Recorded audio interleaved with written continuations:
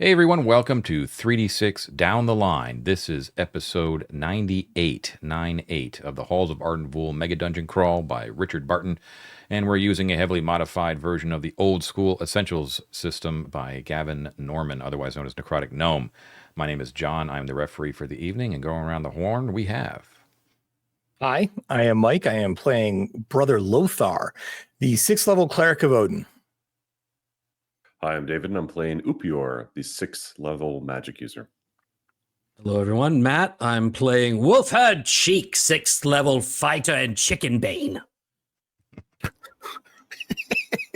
Hi, everybody. I'm Ted, and I'll be playing Mortus J. Gobliono, 7th level Imperial Goblin of Goblinisms, and he's the Goblinist.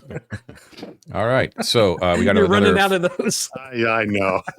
Got another full crew Sorry, tonight. You have the final push is on.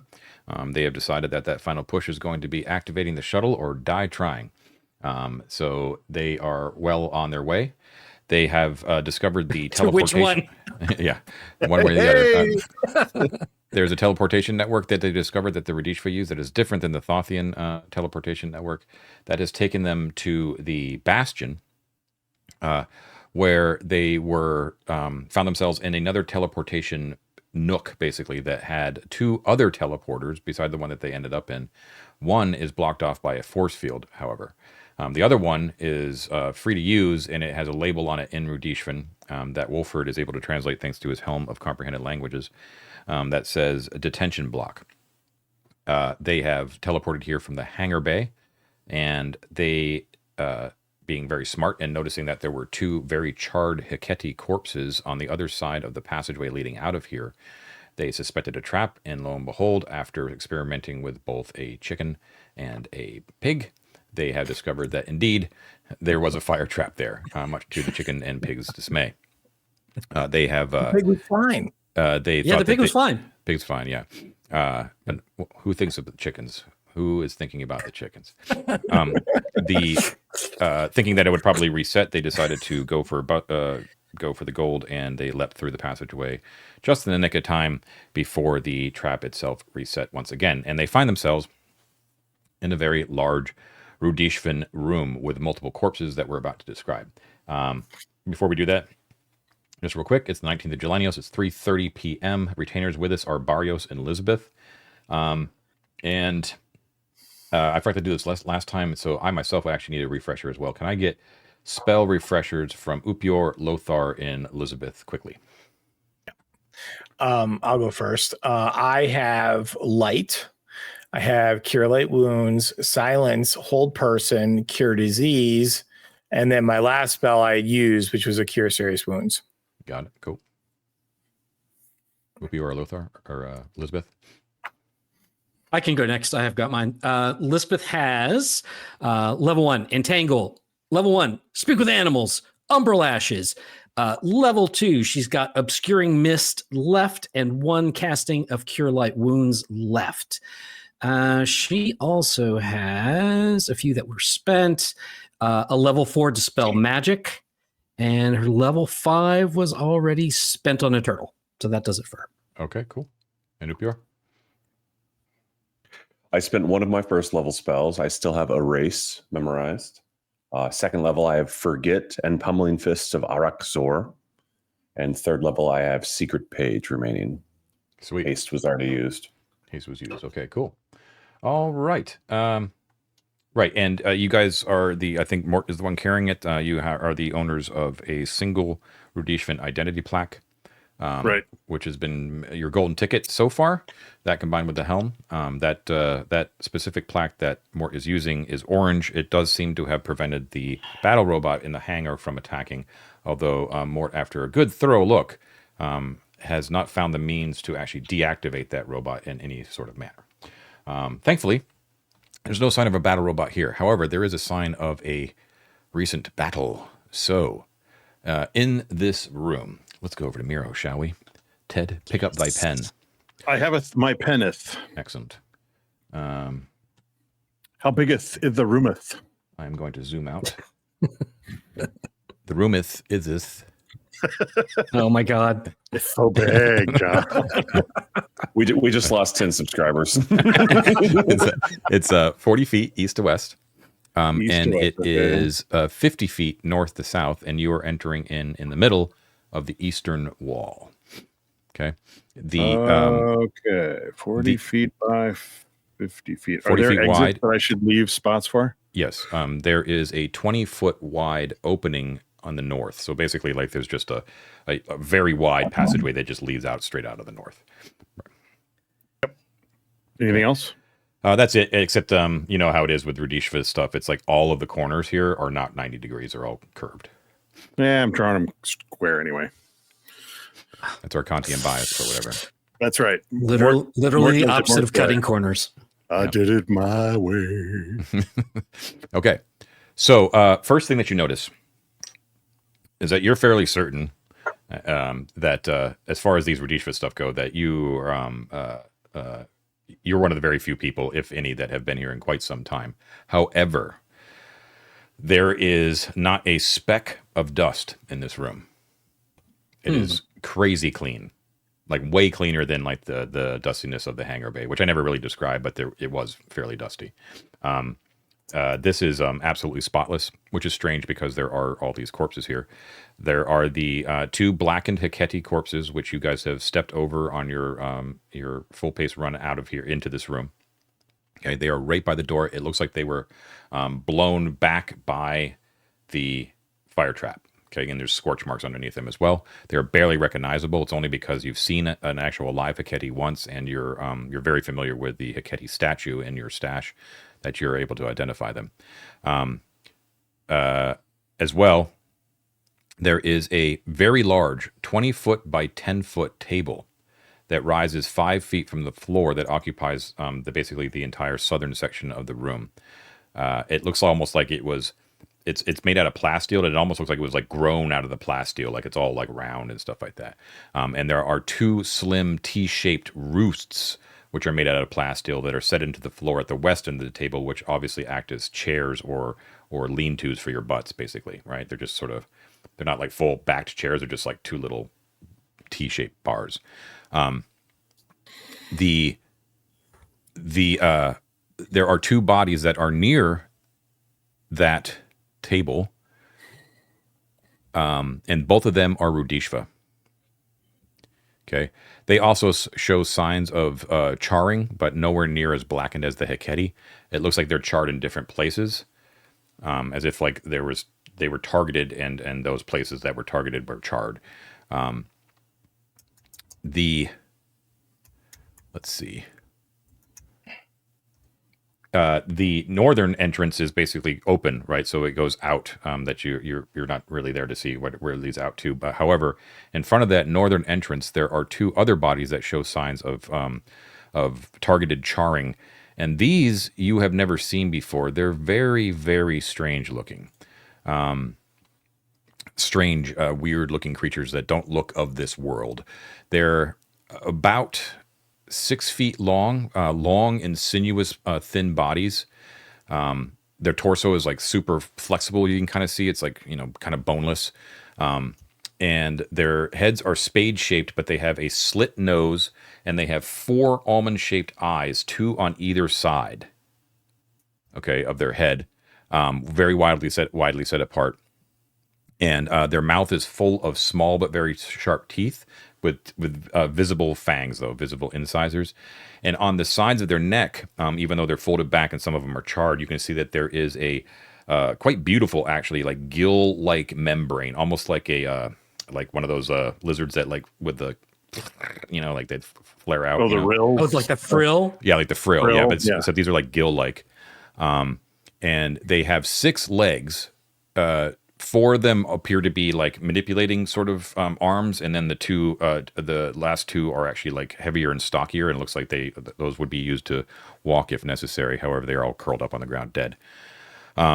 And they have 3 fingers and an opposable thumb on each one of those limbs.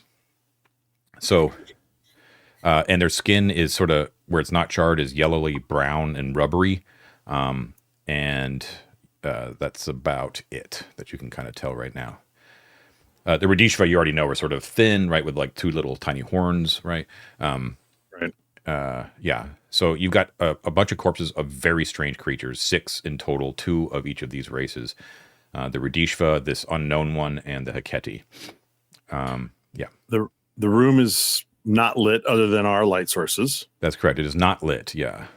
And other than the table, is there any other furniture, boxes, anything, stuff? And how high is the ceiling? The ceiling, I'm not sure. We'll say normal ceiling like, height? Yeah, we'll say like 10 feet, rounded, of course. It does appear that the corpses are wearing and may be on top of things, but other than that, there is nothing else. You do hear in the silence after the fire trap sort of dies down, you hear a regular like soft whirring off in the distance to the north.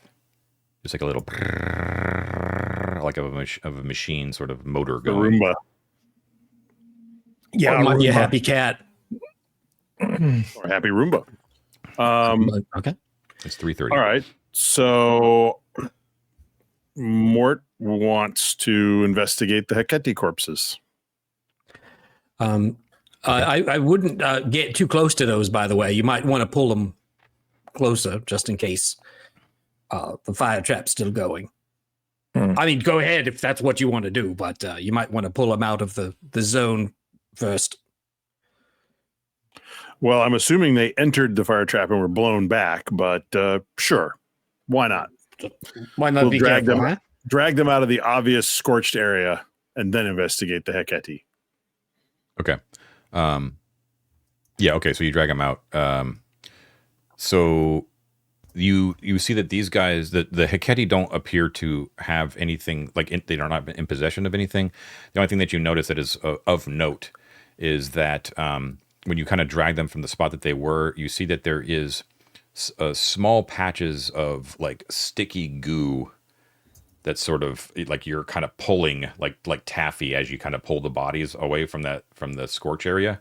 That's like attached to their body, and they sort of snap in like a nasty like as they pop off.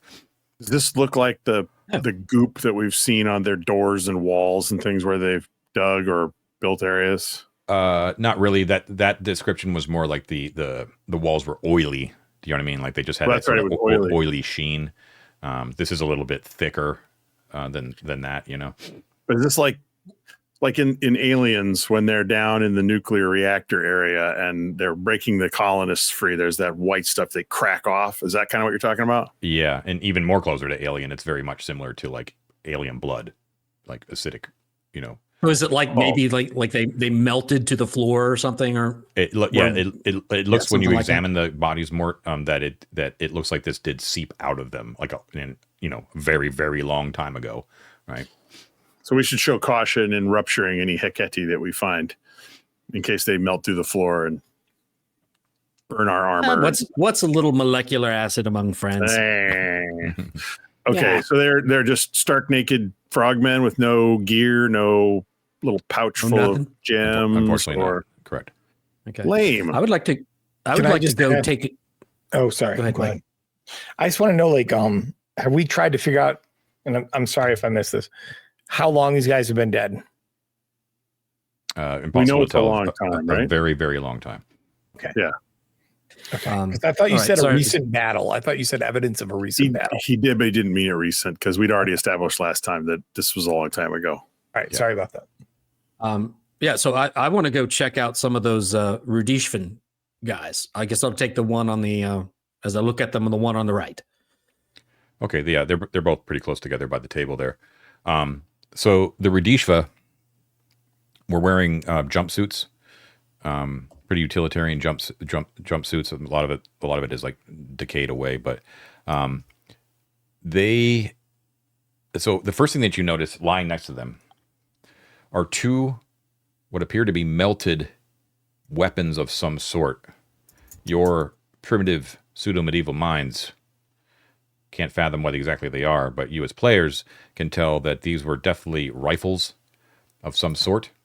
And they appear to be melted, and it looks like what the cause of that melting was indeed the same slime that you found on the Heketi. No. Oh, I bet they spit that stuff or something. Ooh, that's fucking nasty. Even though you don't really know what these things would do or how to operate them, it's fairly obvious that these are completely not Useless. fixable. Yeah. Now, Is one the of the table behind them damaged by the spray or spit or whatever it is? A little bit, yeah. Like not too much, but there is evidence that there was like a shower of it. Yeah. Now, both of these guys have in their jumpsuits they have glyph name tags on them. Okay. One is named Pliv Mol, PLIV-MOL. The other one is named Feck Prile. Yes, he was the guy in the video. That was a video guy. The chemical engineer. Well, I Feck guess he didn't get off planet. Feck Prile is lying on top of a satchel, and you can see that there are two glass steel flasks that are sort of poking out from atop that satchel that appear to be whole. Yeah, so from our notes, like from the video that we watched, I remember from him, he was to be found in the Bastion room, and we're to look for him to see if he has canisters of the like second mineral thing that we need to mix with the orange stuff. We're looking for deuterium helium-3. Yep. Mm-hmm. Although I would have assumed larger quantities of deuterium helium-3. I mean, who knows how much we need? Yeah. Right. No, I don't know. Obviously, I just assumed like when he said canisters, O2 tanks kind of thing, not potion sized. Which I assume these are potion sized, John. Yeah, Wolford will open up he'll take the satchel or whatever and open it up and look inside. Okay, so they're quite big, actually. The flasks are quite large. Each one contains 3 quarts of 3 quarts of what appears to be a liquid of some sort. One, you can't tell what it is. It appears to be like a clear, sort of silvery liquid that you're unaware of what it does. The other one it appears to be liquid, but it does appear to be liquid that is in the exact color of Arcanum ore. Ooh. Okay. Cool. Who wants to drink it? There are handwritten glyphs that like almost like a Post-it note or something, like not a Post-it note, but a little bit more permanent than that. But obviously like in Feck Prile's own handwriting rather than like a stamped glyph, that when you look at it, Wolford, you can see that one says Arcanum, which is the one, and the other one says deuterium. Okay. You were right, Matt. Good job. Any ID tags? Not just the name badges, but like the pass cards, like my orange one. Indeed, that's the other stuff that is on them. So, the Pliv Mol has a silver identity plaque. Okay. Ooh. It is made out of plasteel, just like the orange one is, or plastic, I guess, like more like a credit card sort of thing. But its coloring is silver. It's not actual silver metal, just to be clear. Feck Prile has a sky blue version of the same thing. Okay. In addition, I was going to ask if the glyphs on them are different than the orange one, or do they all have the same glyph? They have different glyphs, but it's the same sort of thing where it's sort of untranslatable. It's some sort of like circuitry. In addition, Feck Prile has 2 additional cards. One looks like an identity plaque, and it's yellow. And the other thing that he has appears to be sort of similar in size, but it's actually multicolored. It has like a design on it, almost like a graphic design, and it does have a glyph on it. Like a circuitry glyph, but it also has actually language on it as well, a very small little printed thing. And it says, personal defense array operator card. Ooh. Maybe that shuts down the drones. It sounds like maybe something. I mean, as a fighter, those words would definitely perk his ears up. Yeah. Under the weird helmet. Guys. I'm going to go turn it off. Actually, that would actually, now that I think about it, it doesn't really matter, but that operator card would actually be on Pliv Mol's body, not Feck Prile's. The yellow card was found on Feck Prile's, though. Okay. The strange guild creatures that are on that northern entrance, they do not have anything to take, really, but what they're wearing is like a series of like belts and straps that sort of fit them specifically. Like it would be, you could repurpose them, I guess, but they're like made to fit their like weird physiognomy. And it appears that they're long decayed, but that they at one time held a bunch of smaller tools, and even some like fetishes. Like that's the only thing you could kind of make heads or tails of that they were just like little pieces of tchotchkes or something like that. Yeah. Funko Pops. All right. Sweet. Those two also look very like desiccated, as if they suffered more from a lack of Whatever happened to hydration them? than the other four beings did. Oh, yeah. These are, these guys live underwater for sure. 100%. John, if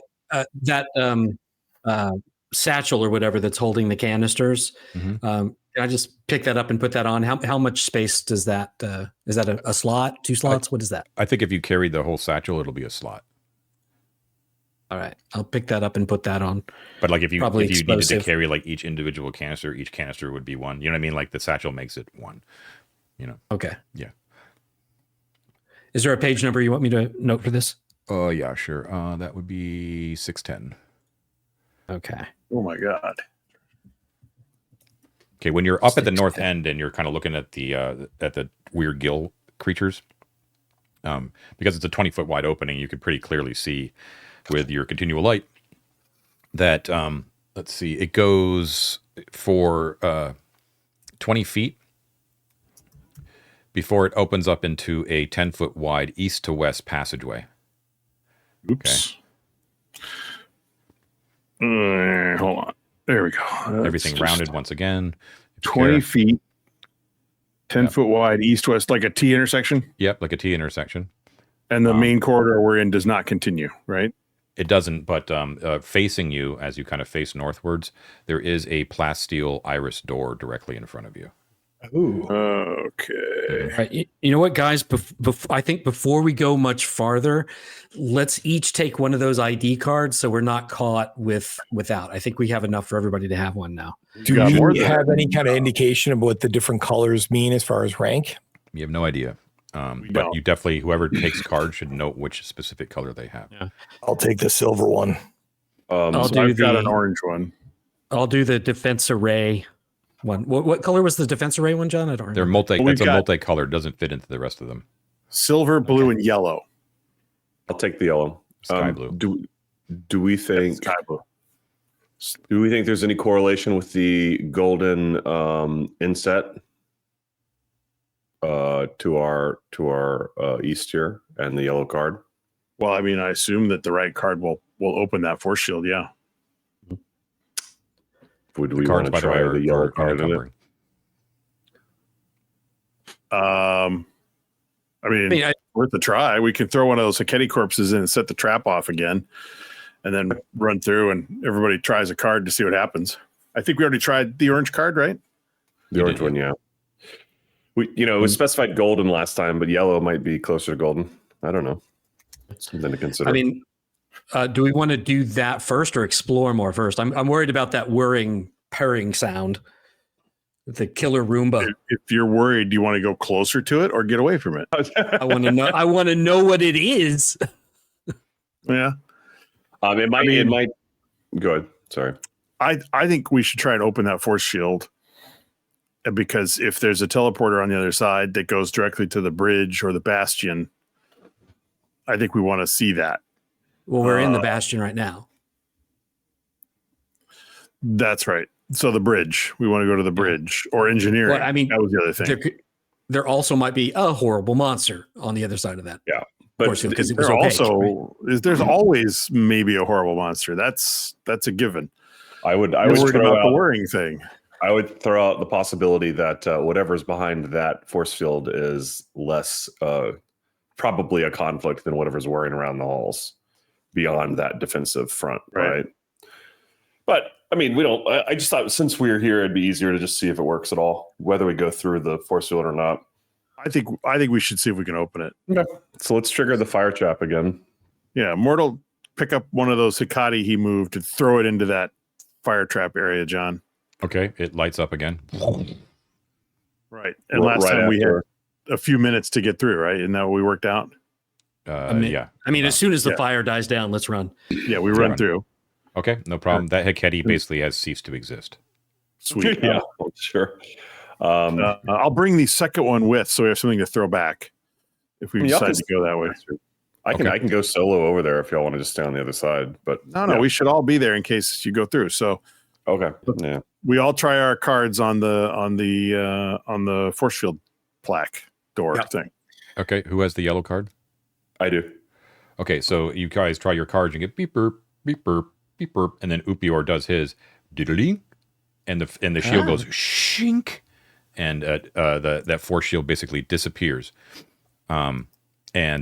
You actually a voice emanates from the pad in Glyphic, and it sounds like a pleasant voice. Oh. So the comprehend thing doesn't work for spoken? Does it? I think it does because you could understand Feck Prial. Right? That's right. You hear a female voice just say, "Welcome, Captain." Mm-hmm. Mm-hmm. Sweet. Damn it! I picked the wrong one. Yeah. I thought I was being slick by grabbing the silvery metal he one. Always knows. I'm probably the piss boy. Damn it! you're number two. You know. So I want to be number two. Yeah. It reveals proctologist Mike. It reveals a typical teleportation nook. So there's a silver circle on the ground and a silver plaque on the wall on the inside. A silver plaque. Right. Well, gang, the choice is in front of us. Go right to the bridge, meet the captain.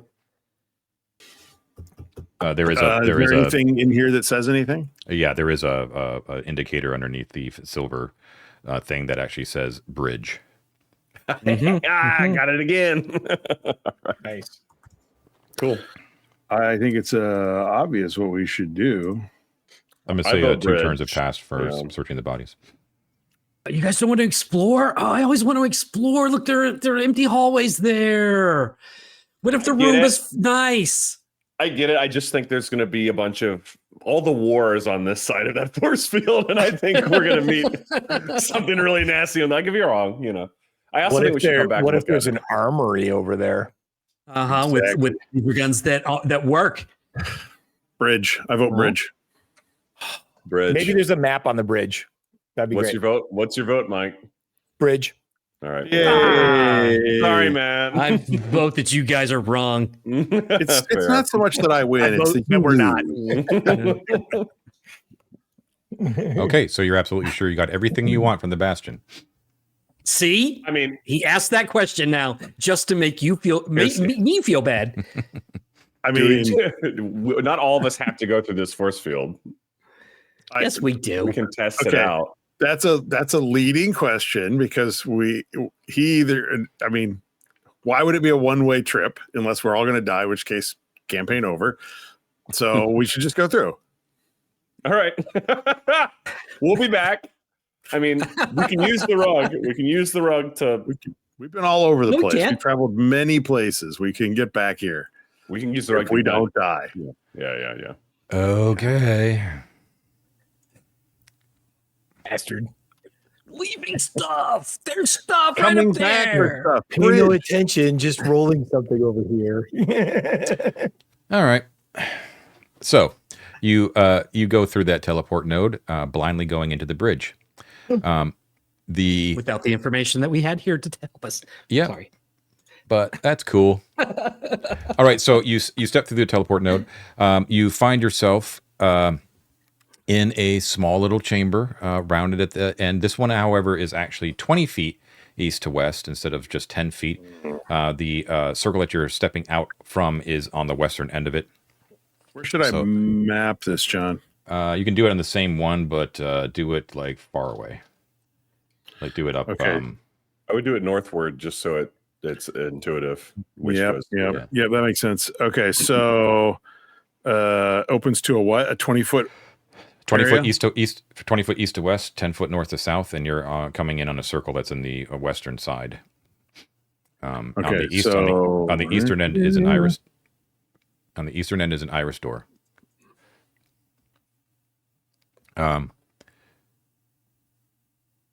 So the silver circle is the same. However, you see that the square affixed to the wall is made of a golden metal. It's the only thing that's different than the other teleport nodes that you've seen. Yeah.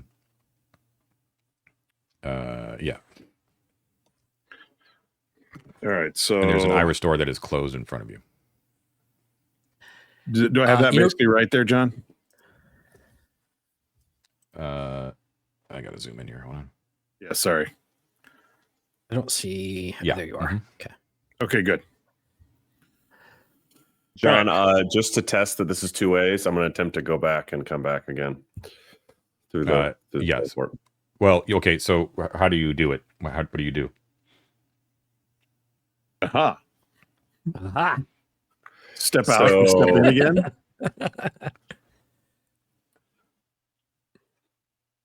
Split the party. Yeah. No. I was reviewing the colors again to think: is it rank or like area affiliated? But gold was recognized as captain. So, I mean, I'm assuming the captain has access to every part of the ship. Right? I assumed so. I just don't know if there's a like teleportation vector that changes, or if it's like 1-to-1. Am I confused? When we've been through already, we didn't use the ID card to turn on or use the teleport circle. We just stepped in. I think you had to touch a panel on the wall or something and just turned it on. The card is your yellow card opened the force shield, had nothing to do with the teleporter. Okay. So if we all step off, you should be able to step back on. Maybe we have to hit the panel on the wall, but it should work. Is it labeled? If I end up in another area. Oh, no. Well, all the other ones were labeled that said where they were going to go, right? Right, exactly. There's nothing And in this here, one's John? not labeled. It is labeled. Sorry, it says Bastion. Yeah. Oh, okay. I don't. Oh, I so don't it think you should need to go take through us it. back. It says where bridge, it goes. but I meant this. Didn't I type Bastion? Did someone change that to bridge? I did, because that's where we are. No, that teleporter goes to the Bastion. That's what that means. Okay. Well, in any case, if there's a plaque under it specifying, I'm not going to bother returning, John. I just wanted to confirm that it wasn't like some weird serpentine loop of teleports. I mean, it might Cool. be nice to check to make sure it's Okay, you're all in a very crowded chamber. There's an iris door to the east. fine. Maybe you should open that iris door up with your yellow card, David. Sure. Does anyone want to? Whatever. Yeah, I'll just walk up and open it. If you want someone more meaty to go first, David, I am happy to do that. I was going to suggest I go invisible, but there's not enough space for it to be of any consequence because you'll all be seen right behind me. So I think. I think I'll just Weapons open the out, door. shields up. You know what I will do? Pound, right? Just for fun, John, I'm going to switch out the spear I'm holding. I'm going to stow the black iron spear. I'm going to take out frog catcher, just because if Hecate had really infiltrated the ship, they might be still around in places. And so, Sure. He takes out the black, oily handled Hecate Bane spear. Cool. Maybe Elizabeth should get out the bones just in case too, since we're all gathered together. Anyway. Okay, good idea. She takes them out. Sure. I'm going to use Isis Ring and say Defend on Me to cast Shield on myself. And I'm going to ready my Wand of Lightning and open the door. How long does that last? I don't have it specified on the item detail, but I can look for a shield in the rules. It's 2 turns. 2 turns. Okay, I'll put that down here. That's pretty good. Cool. And then you're the one opening the door, Upir? Yeah. Okay. So with the captain guard. Did you say you turn invisible too? Or you just had the shield? Just shield. Okay. So vroom, you defend on me, and you use the yellow card, beep beep, and it opens up iris-like into a larger chamber. This appears to be rudishva in architecture, if not in the material used. You find yourself in a Square chamber with rounded corners still, but relatively square, 30 by 30. You're entering in from the southern end of the western wall. But this entire chamber is 12 feet tall, quite high, and it's sheathed entirely in white marble. Okay. However, all the corners are gone. Like you can't mistake it for anything but rudishva, but it's not in plasteel. It's made out of marble. There are 3 rudishvan iris doors, one in the middle of the north wall, one that you just came through, and one on the eastern wall directly in front of you. So in the southern portion of the eastern wall. There is another door, however, directly in the center of the southern wall, and that one is stone. Huh. Okay. In the center of the chamber, there's a chalkboard in a portable wooden frame, surrounded by wooden stools, like an old school flip it around chalkboard. Okay. The chalkboard's covered with notes, formula, and symbols, all in Mithric. Ooh. Okay. Yeah, and you can tell that you're looking at one side of it. It looks like the chalkboard can be flipped. All right. Okay. What's on the other side of it? The room is dark, by the way, too, except for your continual light. Before we get crazy here, Terry, is there dust on the floor, John? There is dust on the floor here, yes. Okay. Any footprints, any foot traffic, anything like that we see that's recent? No, except for your own, and it is kicking up a pretty decent amount of dust, yes. Okay. And guys, so like last time we came across this, it looked like the I'm never going to say this, whatever. They used the white marble to build or extend their area beyond where they had like the plasteel, right? So do you think someone went before us and was trying to figure out the same thing that we're trying to figure out? Well, let's look at the notes and see. My guess would be that this dates back to a period when there was rudishvan and Arcantian cooperation long ago. Yeah. And they were like teaching them stuff. Like, is there a little classroom? Yeah. Maybe. I'm curious about that chalkboard. Well, one more thing before we go in there. We don't hear anything, right, John? You haven't mentioned any sound. Very, very quiet. Yeah. Okay. And the walls are the plain white marble. Nothing to see there. But marble is the noticeable thing about it. It's not plasteel. Okay. Right. Okay. So yeah, Wolford will go up and take a look at the chalkboard. Okay. So you go up to it. This is the first time that you've used your helm to translate Mithric. So this is also sort of new to you as well. But Upior can also back it up as well. Of course, so amongst all the academic clutter on the chalkboard, you can pick out some following words and phrases in Mithric. One says, beacon equals vehicle, but how does it move? One says, fuel is needed. One says, arcanum, for what? With a question mark. There is a rudishva glyph that looks like it was written by hand in chalk. You can translate that glyph, Wolford. Upior cannot. That glyph means stars.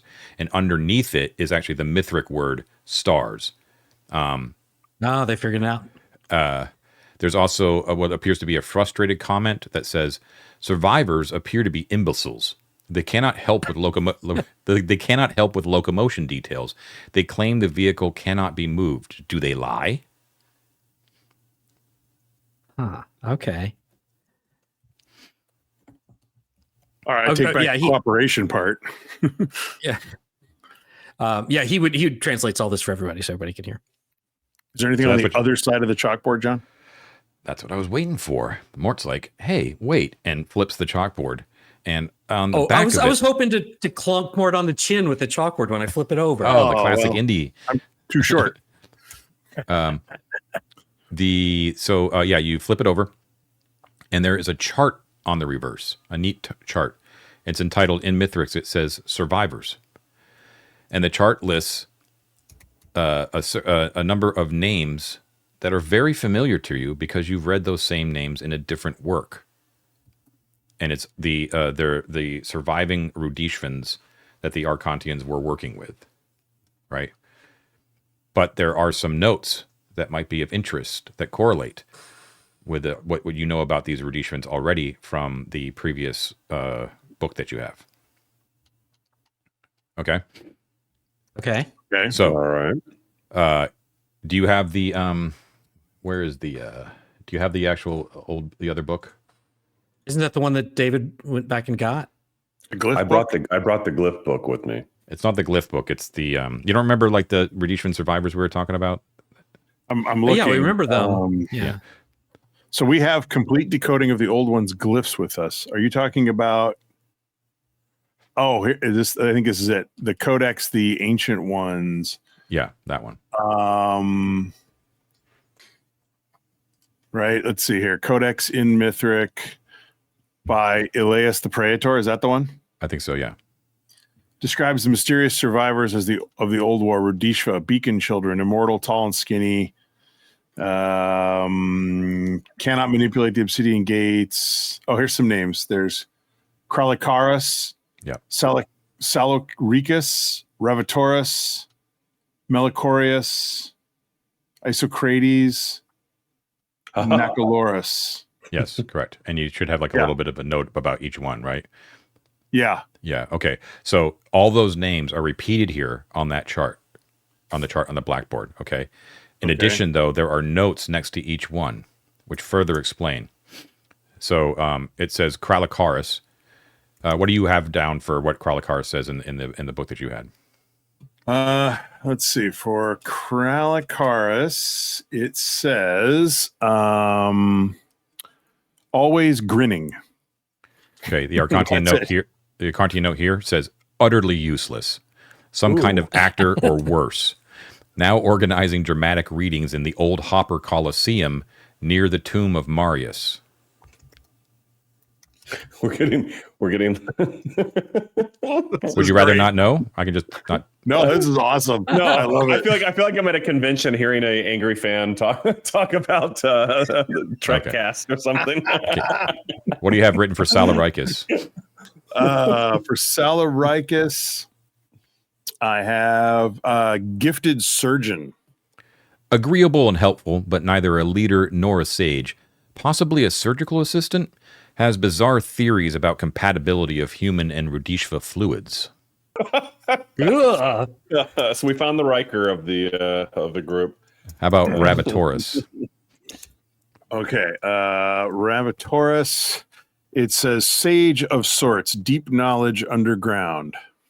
It also says a sage of sorts, with deep knowledge of subterranean and Piscine life forms, has offered assistance in identifying rare creatures and helping to determine their abilities. How about Isocrates? Okay, so for Isocrates, we have companion of the general, silent and unpleasant. Able warrior and loyal servant of the Empire, co-founded Order of the Subterranean Knights, but fell out with Melicorius, now permanent advisor to the Under-Archon on tactical matters. Order of the Subterranean Knights is capitalized. Huh. How about Melicorius? And we wouldn't recognize that from history or anything, would we, John? No. Okay, who's next, John? Melicorius. Melicorius, great general, rarely seen, lived in a hidden redoubt, charismatic. Strong warrior, but of suspect loyalty. Co-created the Order of Subterranean Knights. Motives opaque. Has a hidden base. Archon wishes to bring him to heel. And the last one is Nacoloris. Yeah. Sorry, I'm trying to write and read at the same time, John. Okay. Nacoloris, humble, language skills, aided temples with spoken Rudishvan. Small note here, just Rudishva legionary, servant of Melicorius.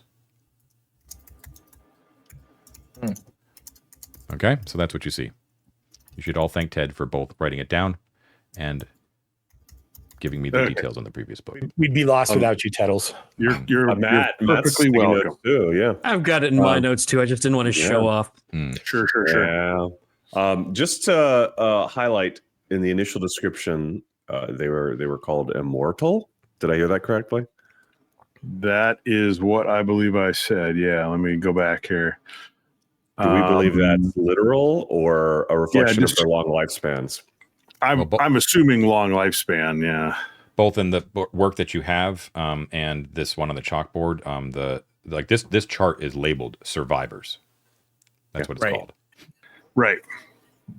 So the book that we have from Laelius the Praetor was written in 1070. What year is it now, John? It is 2993. Or 29. Oh my God. Wow. So do we think any of them are still alive?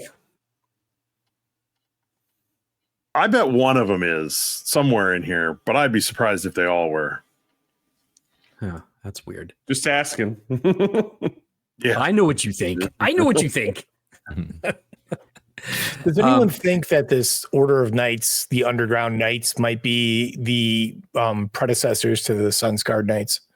Probably. Oh, that's interesting. That's very interesting. I bet they are. I think you're right there. Yeah. If you're underground, you probably get sunburn easily. When you go above, you get sun scarred. That makes sense. Well, and also they kept referring to the Master, and I'm wondering if the Master might be this Rhodesian with the hidden readout, Melicorius. Maybe. Well, I wouldn't be surprised if. Whoa! Look at John's face. I don't know. Yeah, that's either you're right or you need a tinfoil hat. One of the two. One of the two. Knowing me, probably a tinfoil hat, but still, it's cool if it is true. Okay, so John, you said this is a chalkboard. Can we see anything that might have been erased? Like if we look carefully, maybe blow on it a little bit, anything that might be erased? Or it's a really good OSR question, but unfortunately the answer is no. Yeah, but that's a really insightful question. Is there any gum under any of the stools, Brad? I was thinking the same thing. No, that's actually a decent question too. It does look like this that this was probably meant to educate grown people, not children. I am going to say grown people can be gross. True. If this area has been accessed by people even 1,000 years ago, those guns are all gone. They've taken all that good stuff. If they could get through the doors, we don't know that they could get through the doors. It does seem odd here. So there's 2 additional iris doors and 1 stone door. Can you describe the stone door? Yeah. So there is definitely like a keyhole there and some things to grab onto. Handle. I guess you call those handles. Those are. Don't get technical with me. It does appear to be like a different kind of stone than the marble, though. It's like more like a typical, granite or something like that. Right. It doesn't match with and it also appears to be of Arcantian make. Of Arcantian style.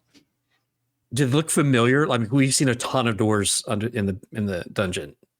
No, I guess I don't know. I can't remember if you've seen stone doors or not, but all I can tell you is like most Arcantian doors have been like that heavy oak with metal bandings, right. But this is not that. But you can definitely tell that like Arcantians made this, not Rudishvans. Right. Okay. What I'm interested in is, so if we're operating under the assumption that the white marble are areas where the Rudishvans built but didn't have plasteel, and they were able to add in or utilize in some way iris doors from the beacon. My assumption then is that an Arcantian door came later, right? The Rudishvans built this space in white marble. The Arcantians bust in. So I want to look at the surrounding casing of the door. Does it look like it was added, later? Like, do you see like broken marble around it or damage where they busted through from the other side and put a door in here or something like that? Okay, I suppose like when you're looking for specifically that, you don't see any signs of that much damage, but the answer you're looking for is present. It does look like this was retrofitted into a Rudishvan construction, right? Good thinking. Yeah. Okay. Cool. It still doesn't really explain why this is marble versus plasteel, but you guys already have your own theories about why the Rudishvans would switch to marble in some places. So my guess is obviously the bridge is going to be on one of the Iris doors, probably the one to the north. But on the other side of this, it's going to connect up to some significant Archontian area. I mean, wouldn't you just shit if it opened up to the debouchement somewhere? Like, Stranger things have happened. Let's put it that way. Exactly. No, I mean, we know the ship was scattered, so we don't know for certain that the location of the bridge segment is corollary to whatever that ship might have been shaped like originally. So it's a good guess. Right. So ponder on it right now while we take our first break. We will be right back. All right, we are back. Bladders empty, beers full. What would you like to do? Well, win, John. We would like to win. That sounds good. Not on the table. Oh, have you learned nothing of OSR?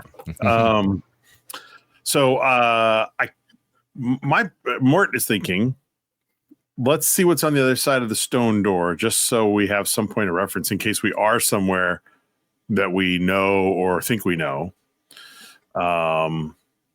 But I think that the priority should be finding the actual bridge, which this room is probably not, unless that is a multi-purpose chalkboard.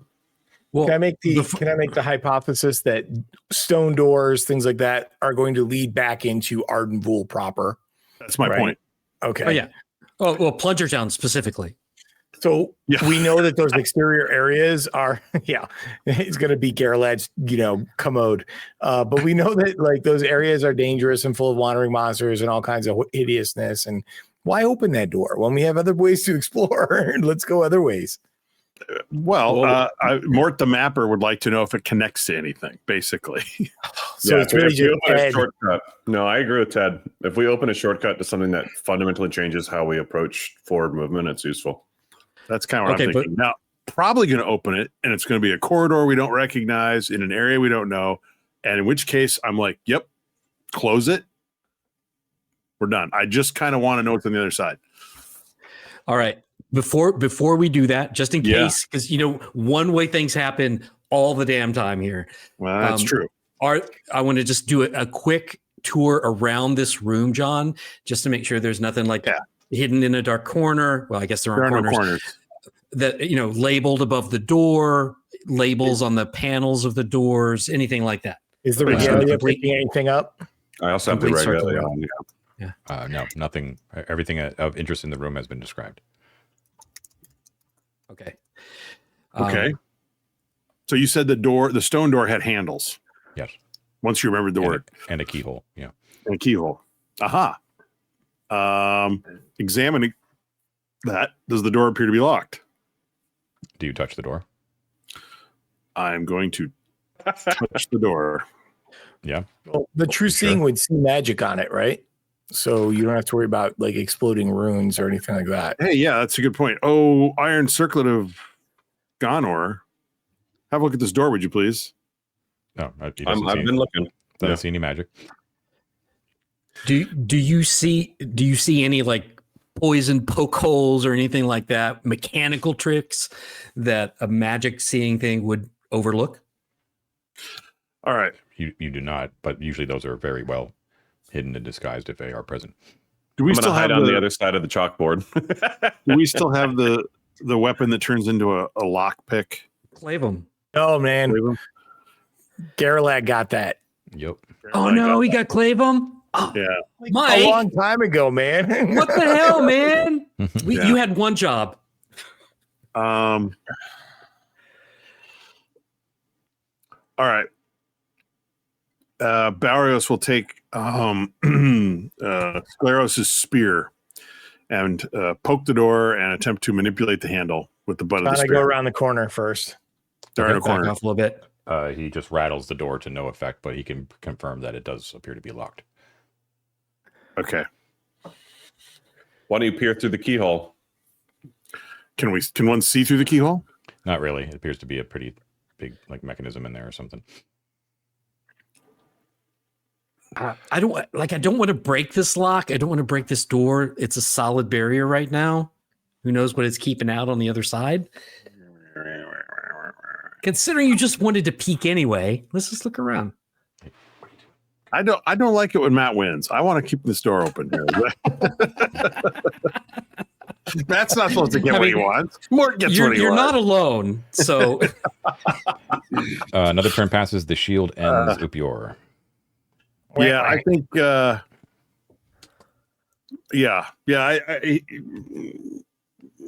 Cheek is probably right. It's a locked door behind us. Fine. Worry about it later. Let's look at these irises.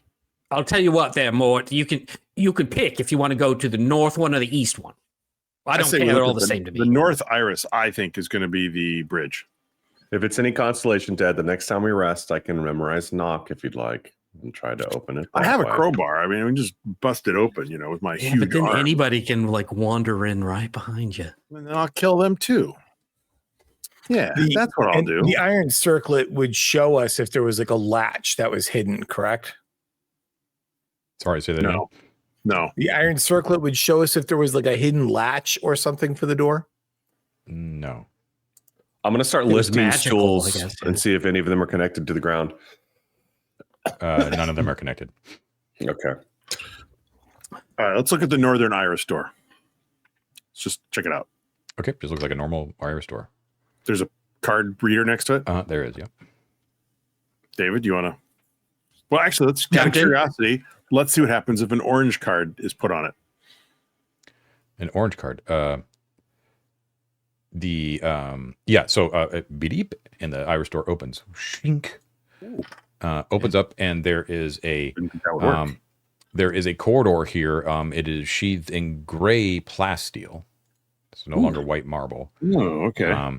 It goes for 10 feet before it branches slightly to the northeast for about another 20 feet before opening up into a larger corridor at a T intersection that basically runs 20 feet wide, and it's running from the northwest to the southeast.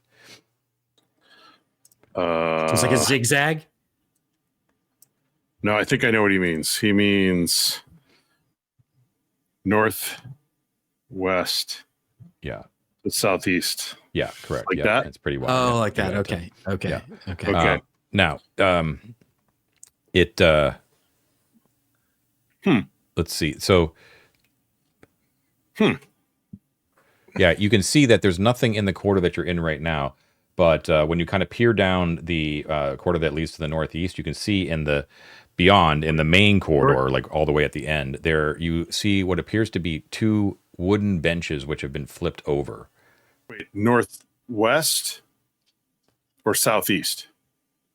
Just if you're looking down the diagonal corridor and you're looking at the T intersection there, you can see in that T intersection there are two wooden benches that have been flipped over. And before we head down this hall, do we see any? We know what those ports like that have the explosion fire things that tried to cook Mort before. Anything that looked like that along the walls, or are they just plain? It seems to be plain. It's just the only weird thing, not weird, just different, is that the plasteel is gray rather than the white. Yeah, we've never seen gray. It's all been white so far, I think. Yeah. That could be some sort of demarcation of a different part of the complex. You know what I'm saying? Part of the original ship. Those benches flipped over might have been some sort of barricade situation. Yep. Some sort of glass stand here as well. Which direction are they? Right? Are they flipped over in the way that you illustrate them, Ted, with the legs pointing to center? No, I didn't specify. They're just two flipped over benches. Yeah. I just did that randomly. Mort will proceed to the T intersection. Okay. Wolford will go along with him because as will Barrios, right behind him. Okay. So you move into that larger corridor. You can see that that directly to your right, after only about 10 feet, basically where at the extent of which you drew there, Ted. On the southeastern end is a jagged. It looks like it was broken off, and there's pieces of not piece, but there's just rock wall, natural rock cavern wall that shuts off that area. like a collapse, or the tunnel wasn't dug, or Yeah, it wasn't like, it doesn't look like it was dug. It's very strange. It's like, doesn't look like there was, it looks like damage was done to this part of the ship. But it's almost like, like, I don't know. It's just weird. Like, this is natural cavern wall. Like this, it's obviously part of the underground here. I wonder if the way this ship travels is like, I think in the video we heard him say warp drive, but like if it's a jump drive, like if this thing materialized on inside effectively, like appeared inside the planet and it kind of broke it up or something, which would explain how parts of it just get like they're just in the rock. John, I want to go over to that rock wall. I want to poke it, see if it's real, see if I see anything interesting around the edges. There's other stuff here, though. Hold on. Okay. To the left, at the extent of which you've also drawn, Ted, there is a very, very large iris door. Not like hangar bay large, but like larger than the ones that you've been kind of moving through. It's about 10 feet wide. In addition, right near the benches that you're kind of standing at right now, there's an arrow that has been painted on the wall that is pointing to that iris door. And next to the arrow, painted in very fine Mithric calligraphy, are the words, "The beacon, source of the Old One's power."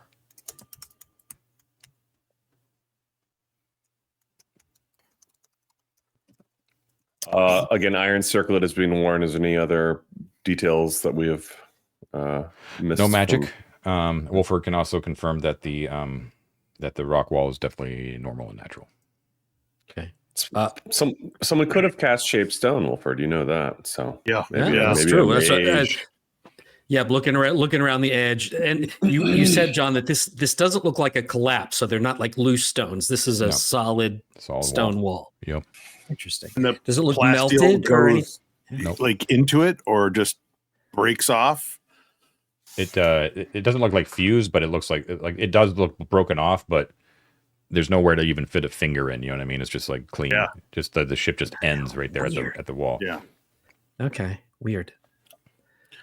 All right. Well, looking at the large iris door and the faces of his companions, I assume, is there another like little card reader on the side of the door? Mm-hmm.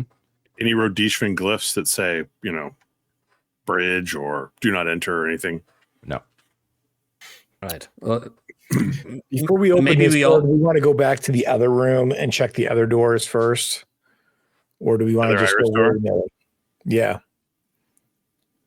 Like spider web out rather than just keep going in a big long line, I don't know. It's starting to bug Mike now that we went through. Look, the Event Horizons fusion core is right beyond this door, Mike. Everything will be okay. You won't need eyes where we're going. You already lost one, so you're just halfway pluck there. the other one out. You're halfway there. What's the Rhodesian word for sci-fi body horror, John? Is it labeled? I mean, it's right here. It's a big door. Let's open it. That's what I was saying. Open it. The big door. Open the big door. What does Elvis want us to do, John? Yeah. What does he vote? What is he wearing, John? Okay, I go open the door. Okay, wait. Elvis is in a hoodie. What card do you wear? What card do you use? The gold card, the captain's card. Captain. The yellow card, yeah, man. Okay. Booty? Everybody, take your cards out just in case. John, I go down around the corner. Okay. I'm right behind Upior. Me and Barrios. Okay. Lisbeth's are back around the corner. Wolford will have his card up, though. And remember, I'm wearing a jumpsuit. The iris door opens with a long, protracted shink, and it opens up into a glorious sight. You look out upon the bridge of the shining beacon of glorious heaven, the great Rudishvan mothership that has crashed into Arden Vul. It's a large 20-foot tall area, obviously the bridge. The moment you step in, LED lighting that crisscrosses the ceiling activates instantly, lighting up everything. There are numerous once dormant consoles that begin to blink with colored lights as they all activate simultaneously. The best way to sort of understand this area is that it's basically comprised of 4 areas. There's the captain's station, which is what you're entering into right now.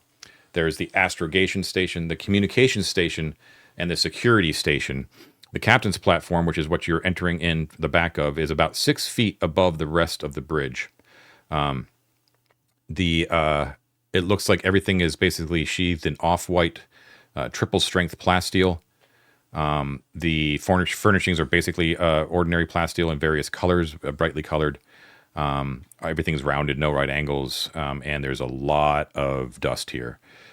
So, as far as mapping, the entire bridge is roughly, let's see, 1, 2, 3, 4, 5, 6, about 80 feet wide. And by wide, when I'm giving you these dimensions, it's off at an angle, so it's going to be difficult. But it's 80 feet wide, which is like southwest to northeast. Okay. This really doesn't have to be accurate because it's not really a dungeon.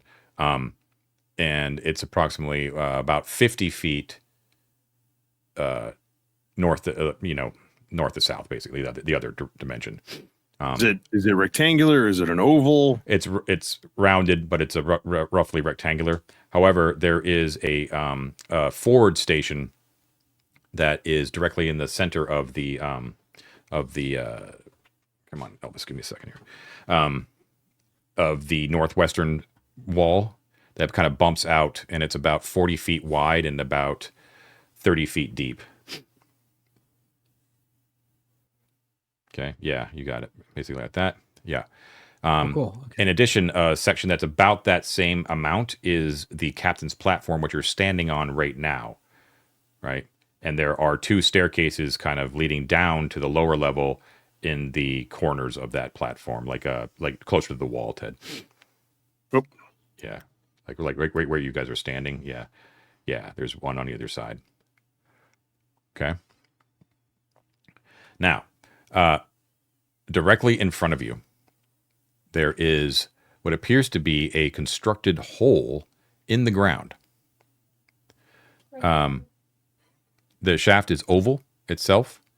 It appears to be like just sheathed in plasteel, but you can't really tell like why it's there. There's no guard rail around it or anything like that. It's just like this oval, obviously constructed hole.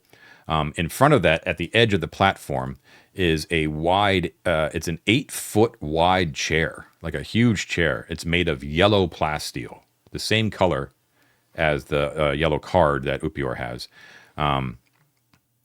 It's very commanding. The armrests, each of the armrests of this chair, which are very wide, has an oval indentation about 12 inches by 9 inches in size. There is an LED light within each of those indentations on the armrest that are currently blinking red.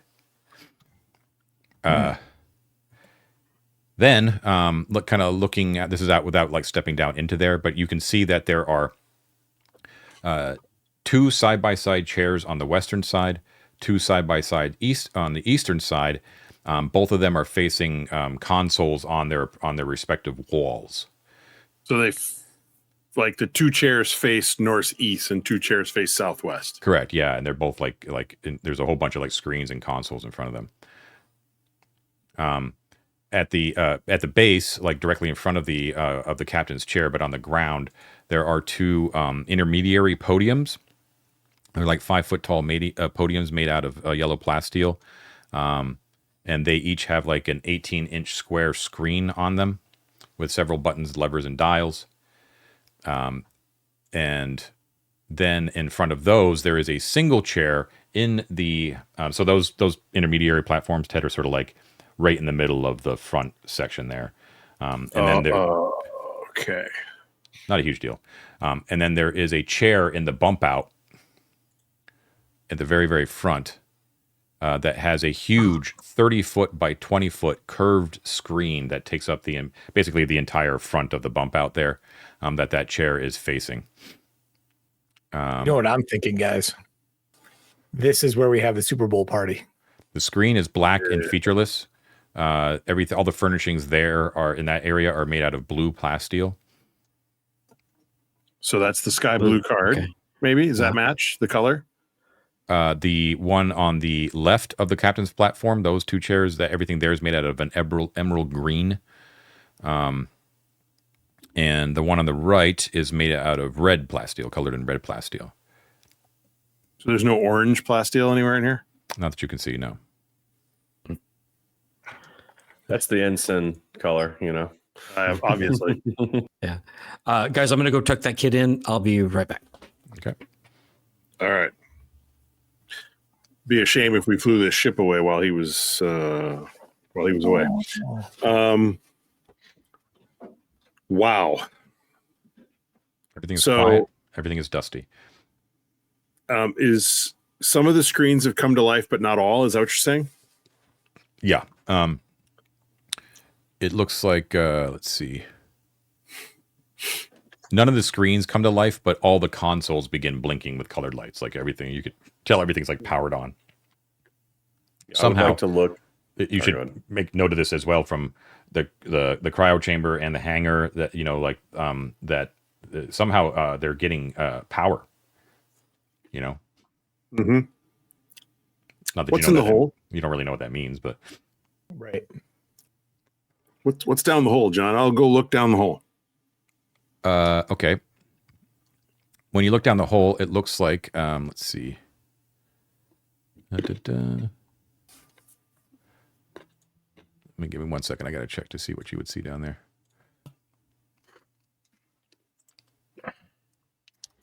I'm not sure how far down it goes, but it is like a tube that basically goes down, and you can see that after not too far, like you don't want to just jump. Let's put it that way. Okay, you can't just jump down there. But after a distance, though, you can see that there is there's like a plasteel floor that at the base of it. And you can see that there is light coming from that area as well. I can float down there. I can float down there with my boots. Shall I? Yeah. Yeah. All right. Go check that out. I'm going to activate my boots, and I'm going to slowly descend just to take a peek in the room below. Okay. So when you activate your boots and you step over the shaft, you can tell that there is a force that is actually acting in conflict with your magic. Oh, cool. Okay. And you are actually pulled down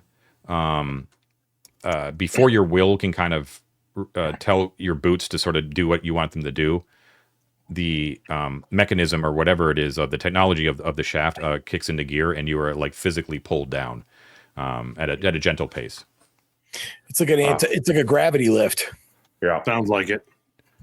And you drop down into a plasteel chamber that is at that same sort of angle, but is let's see, about 40 by 20.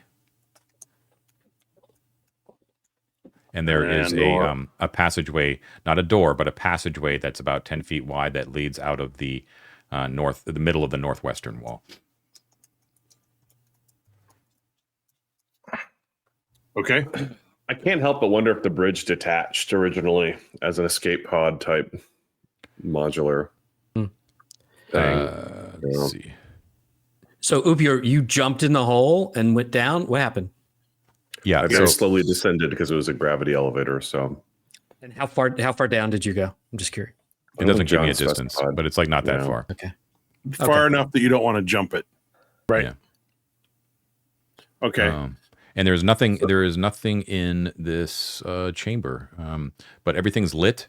And you can, when you kind of peer out the passageway that leads out, you can see that it goes for about 15 feet before it meets a 4-way intersection going in all directions. But you can't really make out that much from there. Okay. Are you drawing this, Ted? I'm not quite sure. Where to put it? A whole nother level. Yeah, I'll right? draw it. Why not? Okay. What would be the purpose 40 of that by in a 20 bridge? each? What would be the purpose of having like a? Maybe it's like the captain's quarters, right? Like or his ready room. Well, that's what I thought. The same Mike, and why I mentioned maybe it's a detachable, like escape pod, because to have Saucer a whole other, section. floor, no, literally, right? The saucer Yeah. section. To have a whole other floor changes the dimensions of what I assumed here. So yeah, like Matt said, maybe it's quarters, maybe it's like an engine, secondary engine area. We'll find out, I guess. Oh, there you are. Okay. Another turn Matt, passes. are there any labels on any of the consoles? I don't know. I'll look around.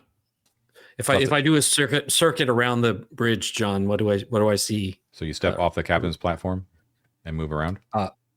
Indeed, I do. I'm going to go to the what?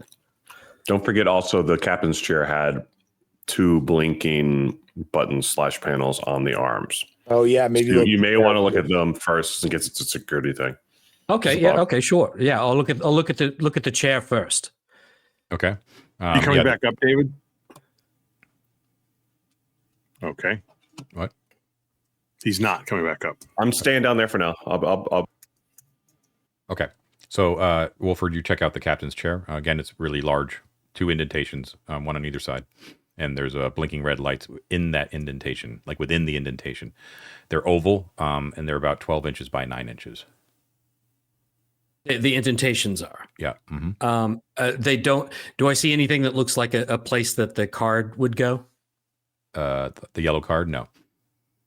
Not the yellow card. I have the multicolored security card. Operator's card? No. Mm-mm. Okay. All right. You want to put my severed hand on it? Wait. The indentations, John. What'd you say? 12 by 9? Yeah. Isn't that what we were told the size of the tablet is? Maybe. I mean, let's see. Like, does it look like something would have fit into the indentation? Yeah. Yeah. Not like just like a cool cup holder or something like that. No, there's something in there. There's something like electronic in there because there's like red lights in the indentation that are blinking red. The tablet of the beacon goes in there. Does it look like something is in there that I can take out, or are the lights built in? They're built in. Okay. And they're blinking. It looks like something inside could go in. Yeah. Yeah. Mm-hmm. All right. At a glance, looking around from this, kind of elevated position, do I see any other blinking red lights? You said the whole place kind of lit up, but do I see other? There are lights? some that are red, but there's a whole bunch that are other colors as well. They're just like there's like a panoply of red, of buttons that are blinking, multicolored. Yeah. Okay. Yeah. It's just like a wonderland of lights, like to your minds. You know what I mean? It's just like, what is this? Can you guys think of any material Matt might bring out of the sack to make a impression of these tablet slots, just so we have beeswax thing with us that we can match to the actual objects, or a bit of big lump of beeswax, clay, I suppose, but lump of beeswax. Warm it with our hands and soften it and press it in. Yeah, just so we have a mold. That's an excellent idea. Yeah, I like it. Yeah, and do they both look the same, John? So it doesn't really matter which one I do, or do they look? They do, yeah. It looks like there's some pretty complicated electronics and things like that in there. Are we worried that we'll get beeswax stuck in the little ports? And Davey's not worried about it. Well, it'll clean it. It's like with the power ports in your phone. Now, if you just want an overall shape, lay down a piece of thin muslin and then press the wax in, and the wax will take the shape. You'll lose a little bit of fidelity, but you'll have the overall impression. I love that Ted just drops the word muslin. And everyone is reminded that this is a professional. Why is the goblin asking me to pull muslin out of my bag? What the hell's a muslin, precious? I take some thin material. I put it down. I take a lump of wax out of the thing and I soften it up with my hands. Mm-hmm. Press it down in there to get the shape and dimension of this thing. Okay, sure. That'll take a turn. All right. You're not going to sit in the chair while you do that? Of course I sit in the chair. I'm tired. My feet. He's going to look like Rosanna Dana or whatever that is. When you sit in the chair, it you can tell that it swivels. which is pretty cool. So you can survey. You can basically Dark survey. science is this? Yeah, any aspect. Most of the chair, like its width, is actually like these massive fuck off armrests. You know what I mean? Like it's fairly comfortable. Like you know. Is there a existing butt print in the vinyl seat, or Nope. like? So, or is it contoured in some way to suggest that anyone other than a skinny rudishva sat here? Some big wide. It probably would be contoured in a way, not like perfectly ergonomic, but in a way to provide comfort. You know, so it's not just sitting on a cold hard thing. Yeah, it's a comfortable seat. And what was I going to say? Yeah, that's it. I fart in the captain's chair, John, just to leave my mark. Okay. It's festive. But I mean, what I was trying to get at, John, was does the chair appear to be built for the physiology of a rudishva? Or the captain was some big hulking something else? That's why the chair's so it wide? Like it was meant for a rudishva, yeah. Yeah, okay.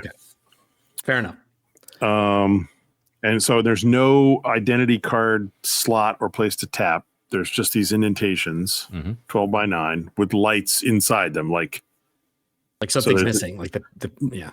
Yep. And no other controls on the arms. No other controls on the arms. Okay. The red lights buttons of any sort, or are they like just flashing indicator lights? Indicator lights. Okay. All right. Got to be like a check engine or a fuel gauge. You're out of gas. The thing is that a tablet scheduled maintenance fits in there, and the overdue. light is like. My guess is that the light is red because there's no connection being made with a tablet. Yeah. And it's like the insert tablet, please. Yeah. Right. And that if we knew what we were looking for, it would probably be super obvious and say, yeah, that's exactly what's going on. But okay. John, is there anything in the cushions of the chair, like rudishva change or gum? Keys? Nope.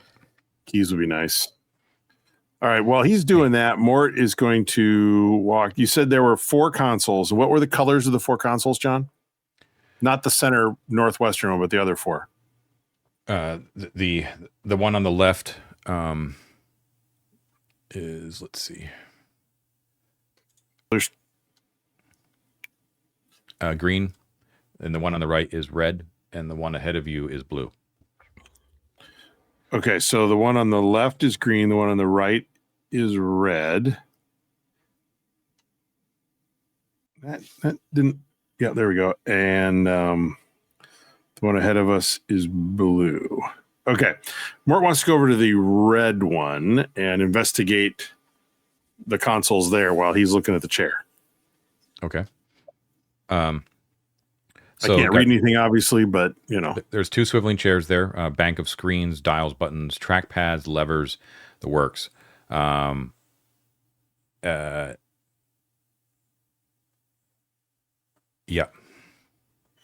No bodies in the chairs, no evidence of damage, no pried up parts of consoles. Everything looks intact.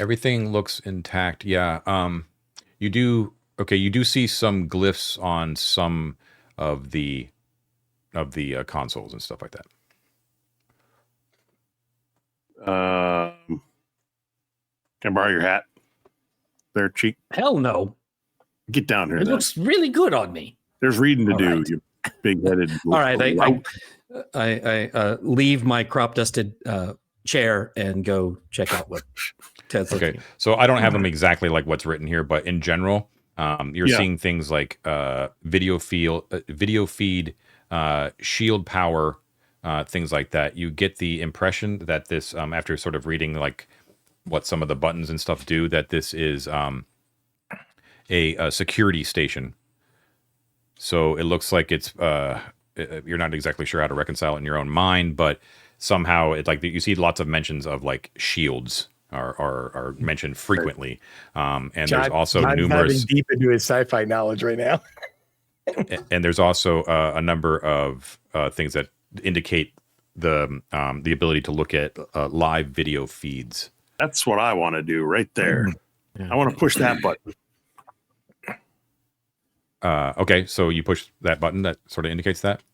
Yeah, I don't know. I mean, I'm guessing there's no Arcantian word for video. So it probably says something like, the seeing of things which are far away. Oh, that looks good. And hit that. Yeah. Okay. So you do, and a number of like a bank of screens actually opens up, and there's a number of different video shots actually kind of flare into being. Yes. Pink. Anything we recognize, like the hangar. Yeah, probably. There's a lot that I'm gonna have to take in here, so give me a moment. Yeah, I get it. It's a big task. Keeping track of the security of the ship, like the beacon. Okay, so let me just go one by one in general, and don't go too hard on me with the questions, okay? So sure. One of them is definitely the cryo chamber. Okay. Yep. Hey, John, what's the meaning of life? Yeah. What did he just tell you, David? Cryo chamber. And the one we're familiar with, correct? Yeah. Yeah. Do we need to pause it, John, so you can read some stuff? Yeah, we can do a second break. We can also talk. I'm curious if that's fine. Our guy is still in there. We can do the second break. We'll be back. All right, we're back. Bladder's empty, beer's full. Okay, so Mort, you're looking at the bank of screens on the security station. So it oh shoot, I lost the page. Give me a second. Sorry, man. Okay, so it shows you a number of different areas, and it's kind of mind-boggling what you're seeing. So with Wolford looking over your shoulder to translate some of these it kind of pops up like what you're looking at. So the first one shows the cryogenic chamber. You recognize it instantly. Yep. It is labeled, however, Deep Space Containment Unit. Nowhere on any of the indicators on that screen does it say anything about detention or prison. Right, but we didn't make that up. We got that from there. somewhere. I wonder if they repurposed it later. That would be cool. Okay. Oh, clever. Yeah, maybe. Or did you make it up? There were somebody was labeled dangerous, so we assumed detention. But there's the word. Assume. Okay, so whoa! Hey, well, you were just so confident in saying you didn't make that up, but bringing out his high school gym teacher right now. Okay, so the next thing you see is labeled weapons module. I want one of those. Where is it? Okay. We do not recognize that, I assume, right? You don't recognize it. What you see is a chamber that on either side of a central hallway are a number of cubicles, all are plasteel. Down the center corridor on either, so there's a series of cubicles on either side. In those cubicles, on racks are displayed proudly a number of just ridiculously high-tech weaponry. In most of the cubicles, some of them don't have anything. You can't make heads or tails of what it is, but it looks like it could cause some damage. Down the center of the corridor that sort of accesses all these cubicles, there are 5 fist-size red lights that sort of hang from the ceiling, all uniform, and they seem to be slowly swirling, like kind of like just turning. Hey, gents, I just want to point something out real quick. We now have a full visual feed of the weaponry room, which means the fire portal can be a means to go straight to it. And activate the security of the red lights hanging from the ceiling, slowly swirling. Quite possibly. But I'm just saying, like this video feed is becoming a very powerful thing because now we have visual representations. I can do clairvoyance because of it, things like that. The next thing you see says residential pod, and it shows Let's see.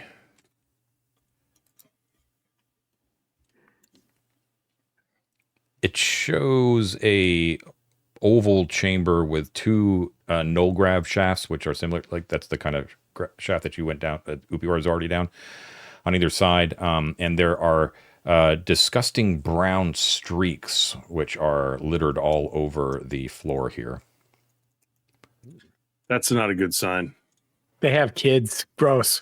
It's probably bodies dragged away after bleeding, but sure, kids. Rhodesian poo. There's another one that is labeled engine room. Ooh, we need to go there. Let's see.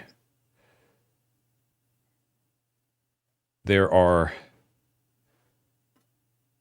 It's kind of hard to describe. It's a weird room. Let's see. That's good enough. We see a weird room. Like we don't have anything to even process it. Like what we're looking we're idiots anyway. Yeah. Well, it's kind of important, but so what you're kind of looking at here is a very large chamber that you can walk around, and then in the center of that chamber, it looks down into what looks to be a series of very large cylinders, which you would assume to be this engine room of some, or like an engineering room of some sort. Now, interestingly enough, you do see some movement in the video feed here.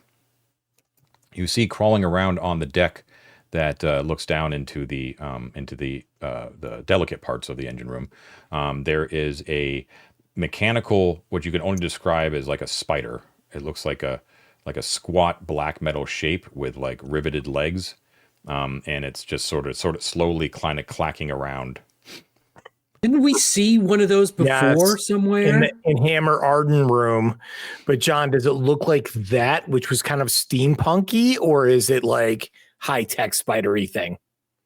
It looks more steampunky. I can't quite remember what you're talking about that you saw before. But So remember in the Arden, in the room with the giant statue of Arden right outside, what's the level that we're kind of on right now? The trials of Arden with the exit that we found. A room full of dead bodies, and there was a spider mechanism like thing, but you said it was like made out of, I want to say wood and iron bolted together, and it kind of looked like it didn't look like space age. It looked like something had been magically created or like whatever. You know the room I'm talking about?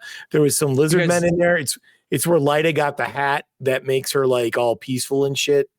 Both Mike and I thought it was an apparatus of Qualish when you first described it. Got all excited. An apparatus of Qualish. We're going to go fight the turtle. And then you said it was smaller than that. It was not something we could get inside. I kind of remember, but I have no idea what room that was. Okay. All right. But it's probably a repair drone of some kind. That's what I'm guessing. Right. But he's saying it kind of looks steampunky, Ted. So the question is, does someone else have access to that area? Someone, you mean like Gerbold Khan? Yeah, maybe. Then the last two that you see, one is the hangar bay and one is the bridge. Like where you're standing right now. Like you can actually see like you in the video. We wave. Can we turn around and wave? It's like that scene in Spaceballs where they look at the camera and they look at the video. Yeah, exactly. Yeah. How's this happening? No, we're here now. Nothing untoward happening in the hangar bay, right? Man, I love that scene. It's so good. John, just curious, in the hangar bay, what's that security robot doing? Is because when we left, he went back into its like little nest or whatever. He's just chilling in his little nest. Well, on that note, since you've got your hat on, so we've got that screen there. Are there any controls under it that say anything like guard or off, protection or off or something like that? Like, no, there is not. You do see that there are a number of consoles and screens that are not lit up. Is there any place where I could place my security guy card? No, there is not. Okay. That you can see. There is one other button that appears to be lit here that looks it could be activated, and it says Armory Inventory. Oh, read that. I'm gonna touch that button. Yeah, push that one. So you do it, and two lists show up. One for two different areas. One corresponds, and it says weapons module, which is the same name as one of the video feeds. Yeah. And there's a huge long list of weaponry. And another one is, can't read my handwriting.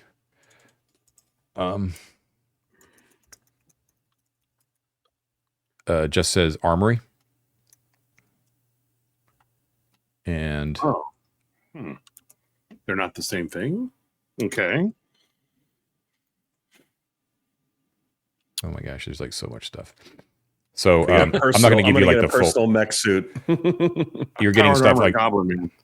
as a I'm just going to whip through it like real quick.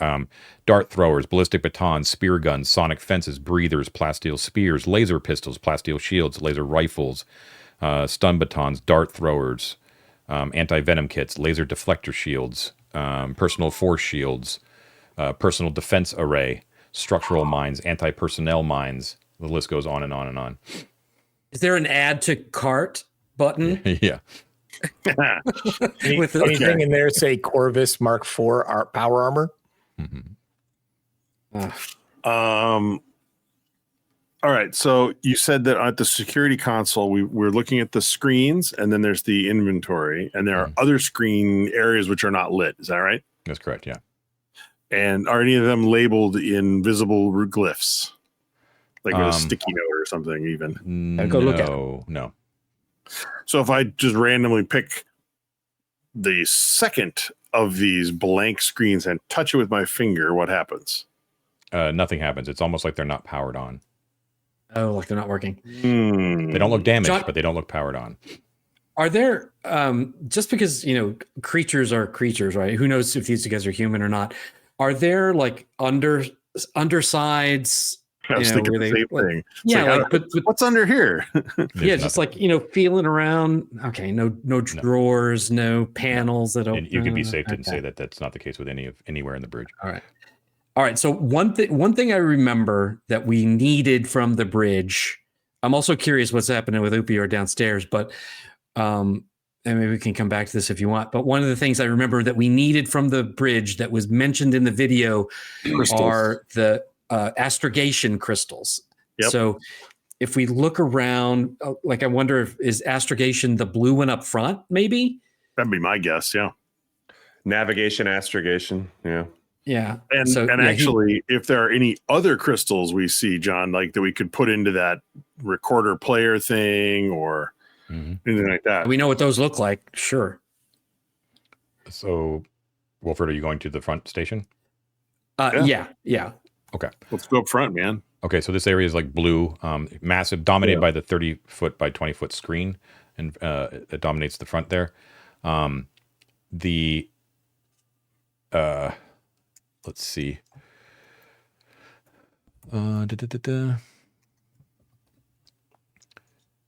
Okay, so there is a computer here in front of the chair, and let me parse it here. Okay, there are crystals here. Ooh. They're about 6 inches long, and they're shaped like octagonal columns. They're stored in specially designed trays that slide in and out of the console. There appears to be 55 of them. Oh my God. 45 of them have destinations that are imprinted on them, and another 10 are blank. Wow. What do the destinations say? That I don't have, but it's all like this, like star system names and things like that, right? That would mean nothing to us. Yeah. I want to go to Procyon. This would have been my opportunity to be like, one says Faerun, One says Kryn. One says Faerun. That's so cool. Yeah. Anyone want to go to Dark Sun? One says Aethys. Definitely not going to that one. One says your mom's house. Can we go to Nawan? No, none of them do. They're all like very dry star system names. Lame. KLB 427, that sort of thing.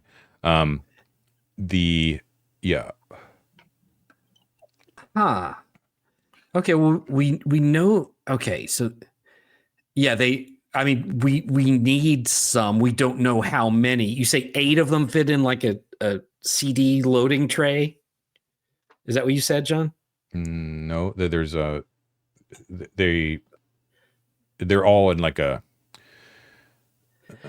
it's like a drawer, or yeah, it's like especially they don't really give me the details, but what do you want to do with them? There's 55 crystals. Well, we should take like one, I guess. Yeah, because they're chunky. They're pretty big, right? Is there one in any way labeled or indicates? And maybe we could compare against something on the screen about where we are. Like if we flew to Procyon, we want to come home and visit our mothers for Christmas. We need to know where we are now. Right. So is there anything like maybe a crystal that's in the console or something that's like, this is where you are now? No. Huh. I do want to say though, guys, I mean, I love this. Don't get me wrong. But on the flip side, this is not the information that we're looking for right now. Like this is it's literally like one of the things that was listed in that video is like what you need to get the ship running. No, I understand that. I get that part of it. And when we decide we need to get, we're at that part, take a couple if you want. But what we really need is there are like research tabs on how to make the fuel, right? We have 10 unlabeled crystals that could be non-navigational objects that are video, recordings. Or no, they don't. They're not the same. Are they blank? Okay, they're not the same thing. All right, they're not the same kind of crystal. Blank. Yeah. It looks like you have an exploration ship and they're jumping from star to star and then they label them when they've gotten there or something. Right. Well, here's a question real quick. I want to see what he's up to. Last thing on the crystal, and then we'll go to David. This is real quick. John, is there one labeled rudishva or something that seems like their homeland?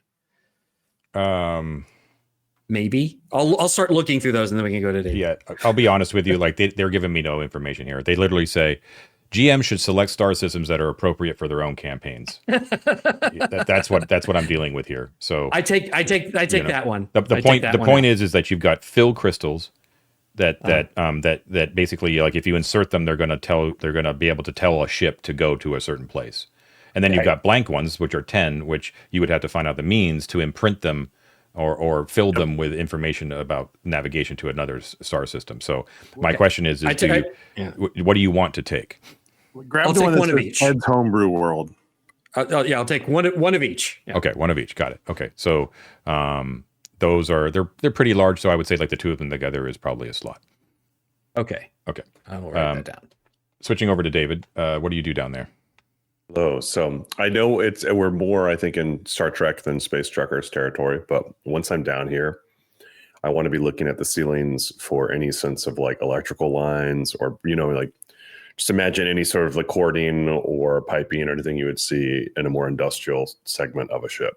You don't see any of that. It seems to be pretty clean. However, with your senses attuned for that kind of stuff, you do pick up on the fact that there is a very low hum that's just constant, never changing, that is sort of emanating everywhere, but it's very, very low and it's not unpleasant or sends trigger warnings or anything like that. It's just a little bit more noise than what you're used to hearing up in the bridge. All right. I will slowly peek into the corridor to the left at that intersection. You have a continual light thing going on? Oh, actually, everything's lit down here. Everything lit up. It's all lit, yeah.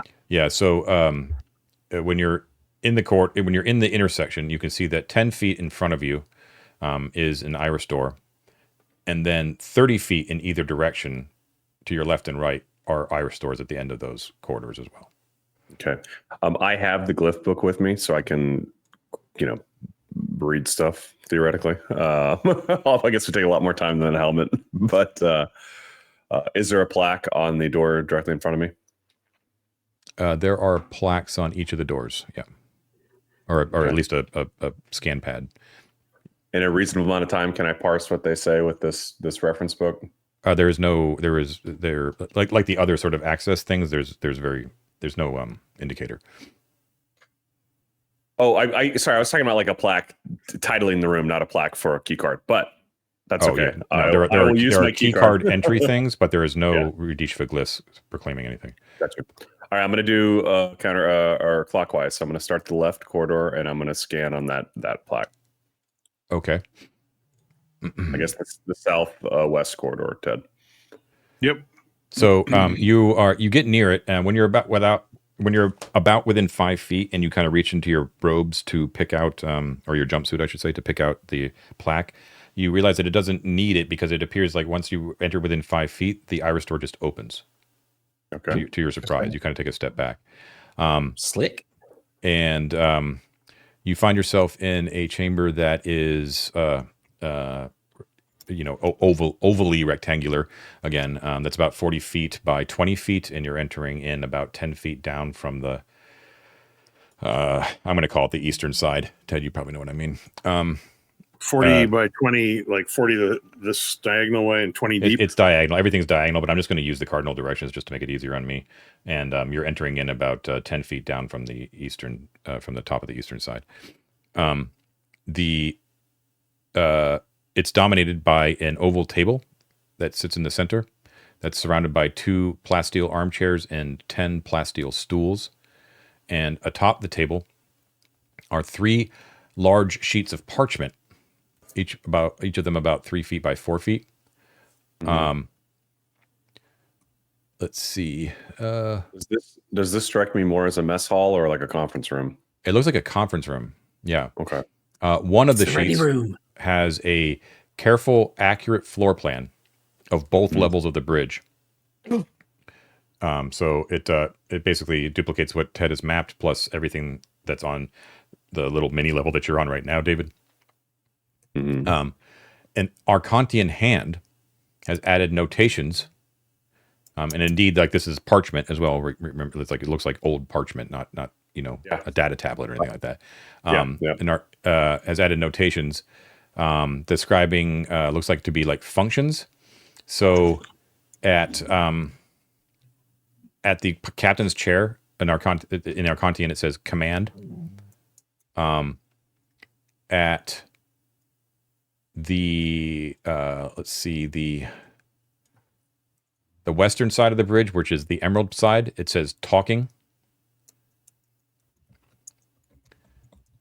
Comms. Okay, so we have comms, security, navigation. Where Mort was, it says weapons.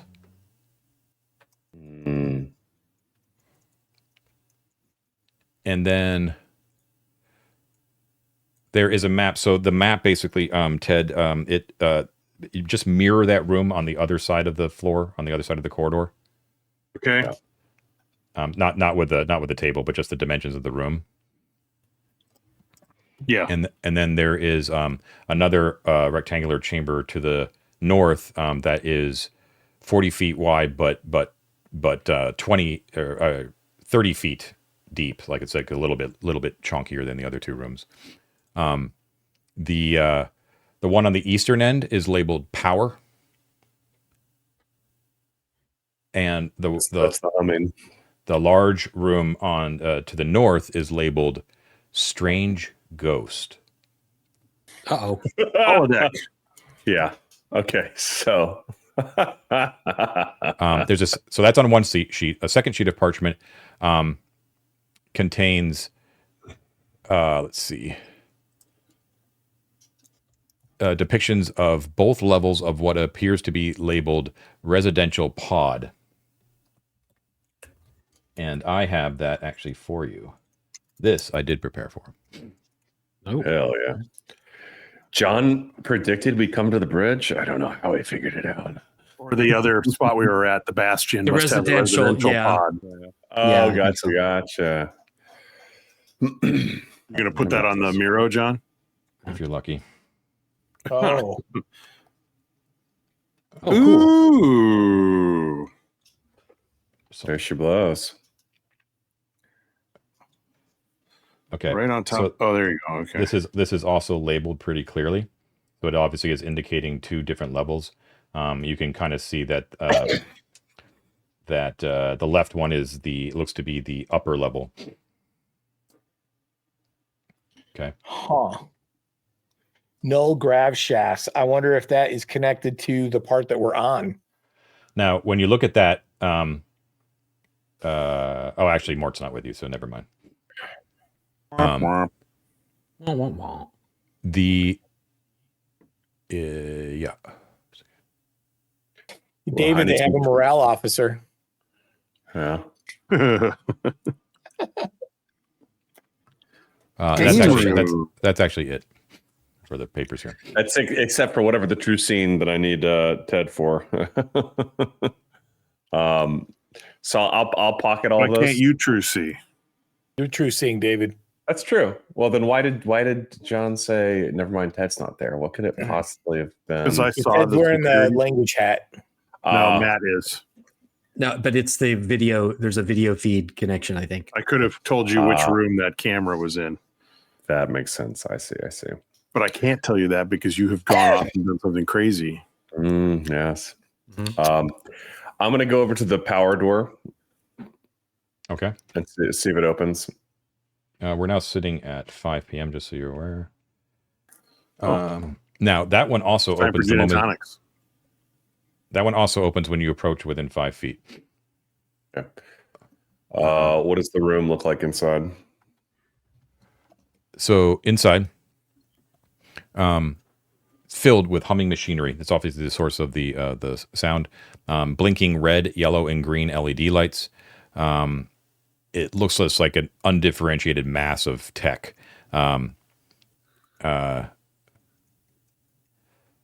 So let's see. What would you be able to parse? Is there anything that looks like a circuit breaker in here? Or like switchboard? Drone control. Well, also just like, some of the things upstairs aren't powered. So I was going to try to power that up for y'all, if that's possible.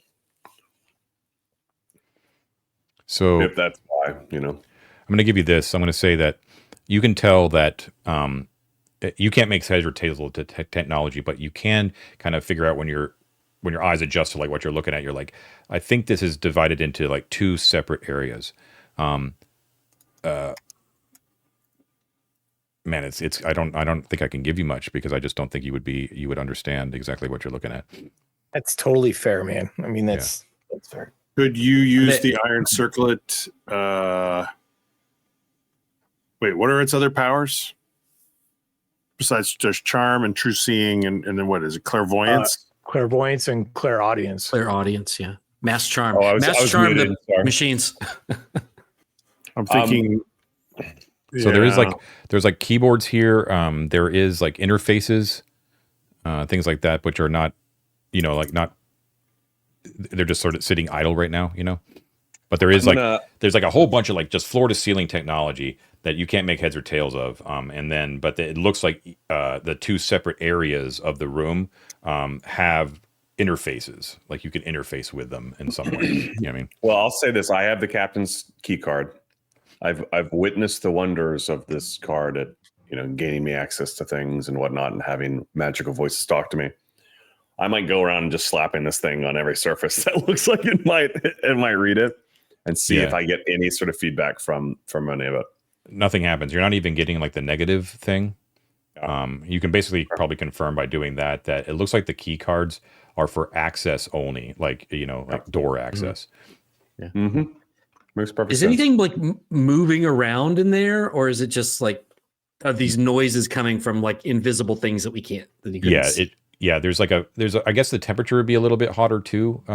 Upior, like there's obviously like working machinery or electronics or something like that, but like Matt said, it's sort of all housed behind these sort of grim pieces of technology, Sure.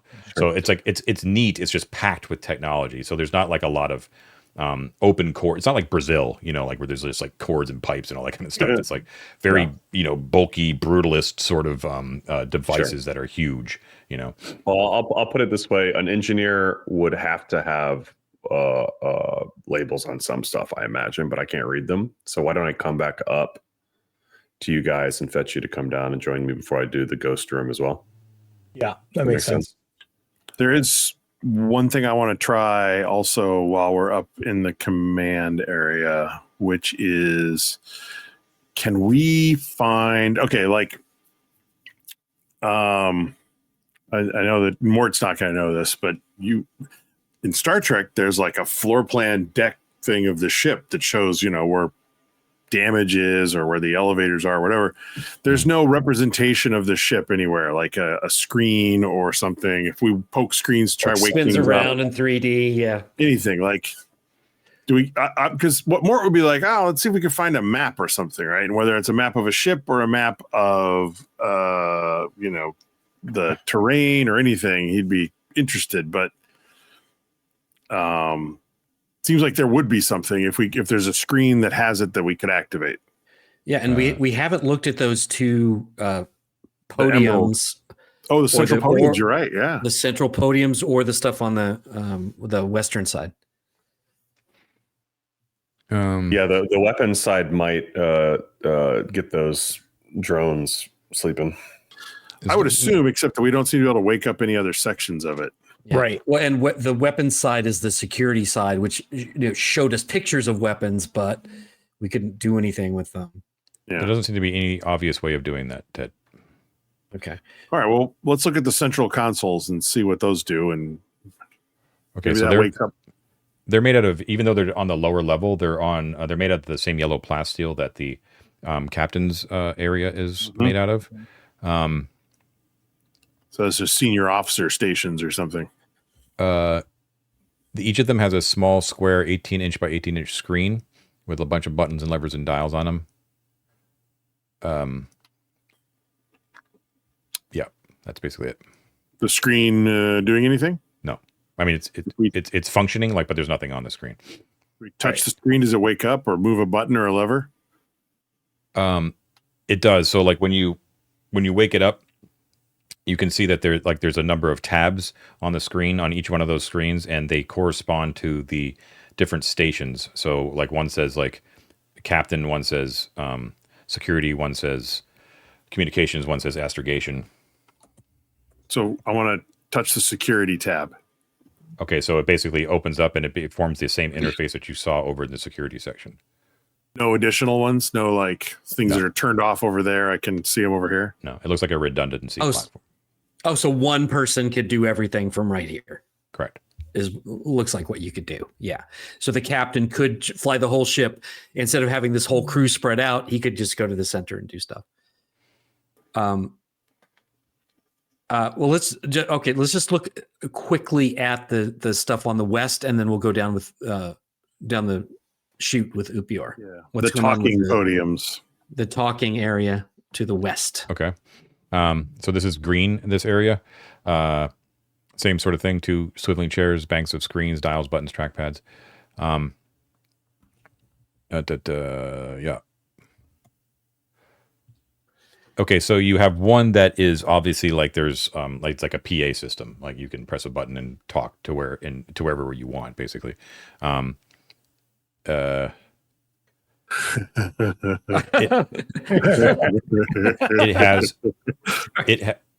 has labels, like, so there's on the screen that's attached to like the PA system, there's like you can choose to where you want to broadcast it. So you could do it like to the entire beacon, or you could do it to any of the previously named chambers that I've already outlined with the video feeds.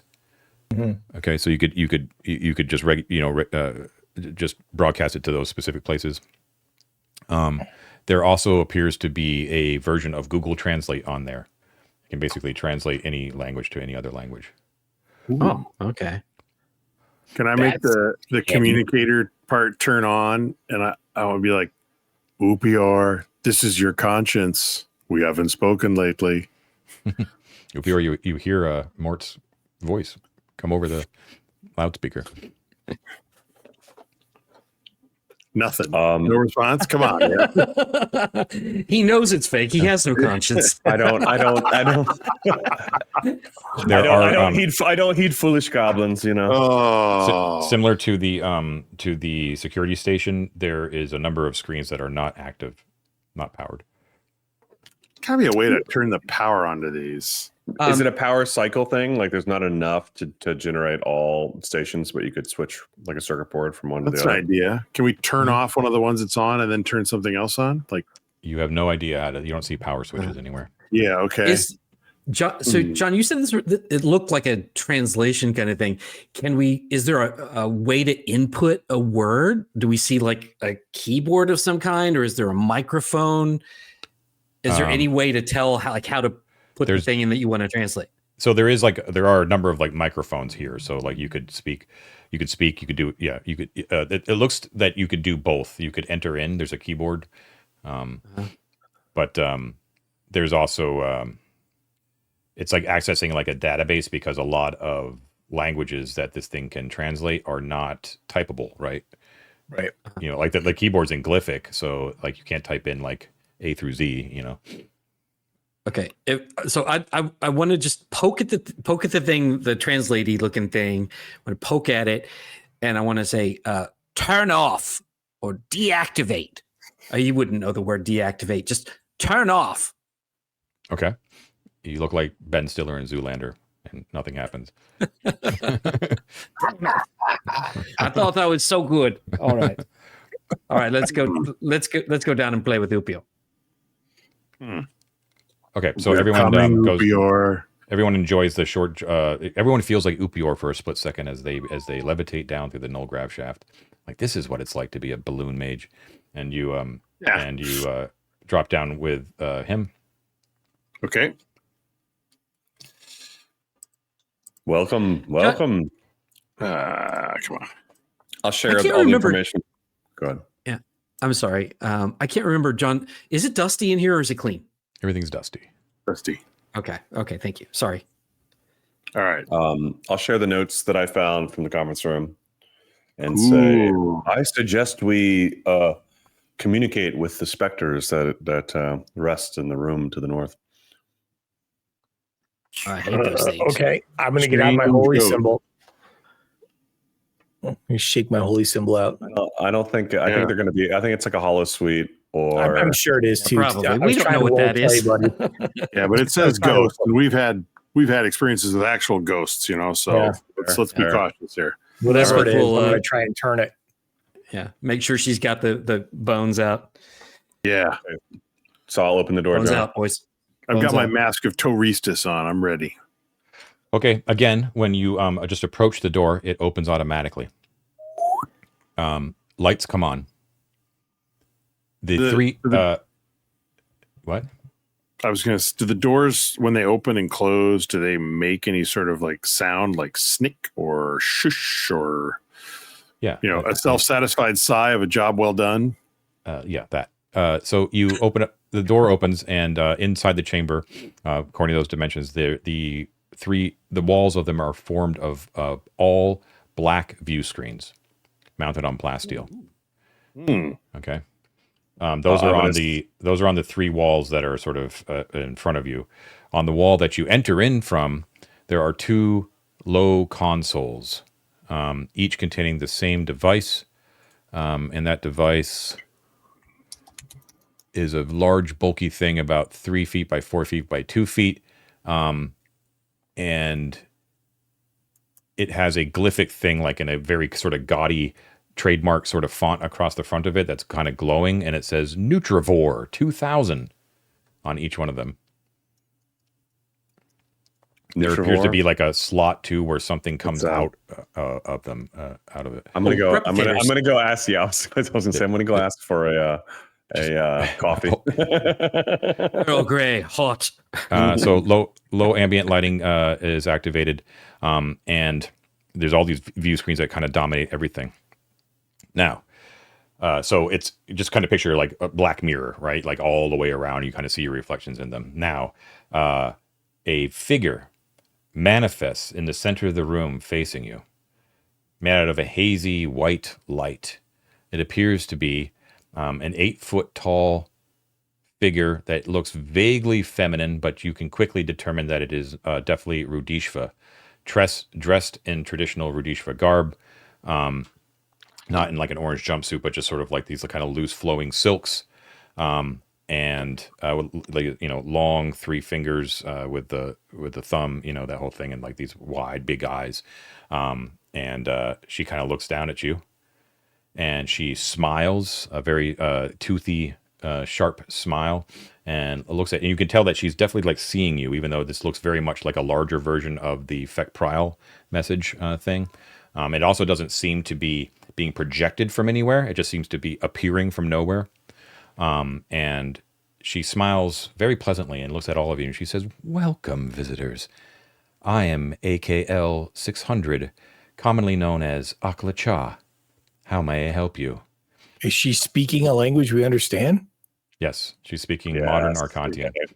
I try to turn her, John. John, we'll, I'm going to present my holy symbol, and we'll try call to turn her. Shut up, Mike. God, you guys are killing me tonight. We're gonna call it right there. And we'll see how you deal with Akla Cha next time. Does my turn go off? Okay, You'll find out. So we'll find out what happens next time. Thanks everyone for watching 3D6 Down the Line, the most criminally underwatched actual play on the internet. Please don't forget to like and subscribe. Hit the bell icon to get notifications every time we publish new material. If you have some extra cash on you, grab a Patreon subscription to grab a few extra bennies, including our secret channels on our Discord server, which is free to everyone to join. And please check out our publication, Feats of Exploration, really cool alternate XP system for any OSR game. And thanks as always to all of our supporters on Patreon, our delvers, our explorers, our delvers, and especially our conquerors. David, take it away with who those fine people are tonight. All right, now guys, we have a new conqueror, Gregory Distelhorse. Thanks for joining us. The rest of them are Mike Small, DMW71, Rich and Barton, James Boyle, Stephen BKK, Doc Jones 73, Jackson Bates, John Hooker, Kayla Ripley Wolf, Zachary Hall, Saps, Papa Bear, Zach Shiflett, Mercury 605, Ruben D. Collar, David Rosser Jr., Andrew, Dakota Nielsen, Cam, Stephen Casenberry, Brad Naden, John and La Logan, the Kabrowskis, Magic Meat Machine, Tom Leary, Phil, Jeff Tokach, Nick, Terry Barney, Eric Lawson, Mando and Z, Faisal, Ted Gast, James Doig, Grunt, Andrew Schroker, MM, Michael Schilling, Stefano Di Maiolo, Ash Gabriel, the Hexbrawler Twins, Han Dandler, Summon Toast, Dungeon Heart Adam, Scott Yearsley, Mech Jack, Kick Maniac, Dyer Grew, Tom Eric Garrettson, not Matt, but not least, and the rest of our Matts, Matt Mason, Matt Gardner, Matt Koenig, Matt Young. Thank you so much, guys. It means the world to us. Yep. Thanks very much, everybody. We really appreciate the support. Everyone have a great week, and we will see you next time. Take care. See you later. Thank you, John. Bye, guys. Thanks, John.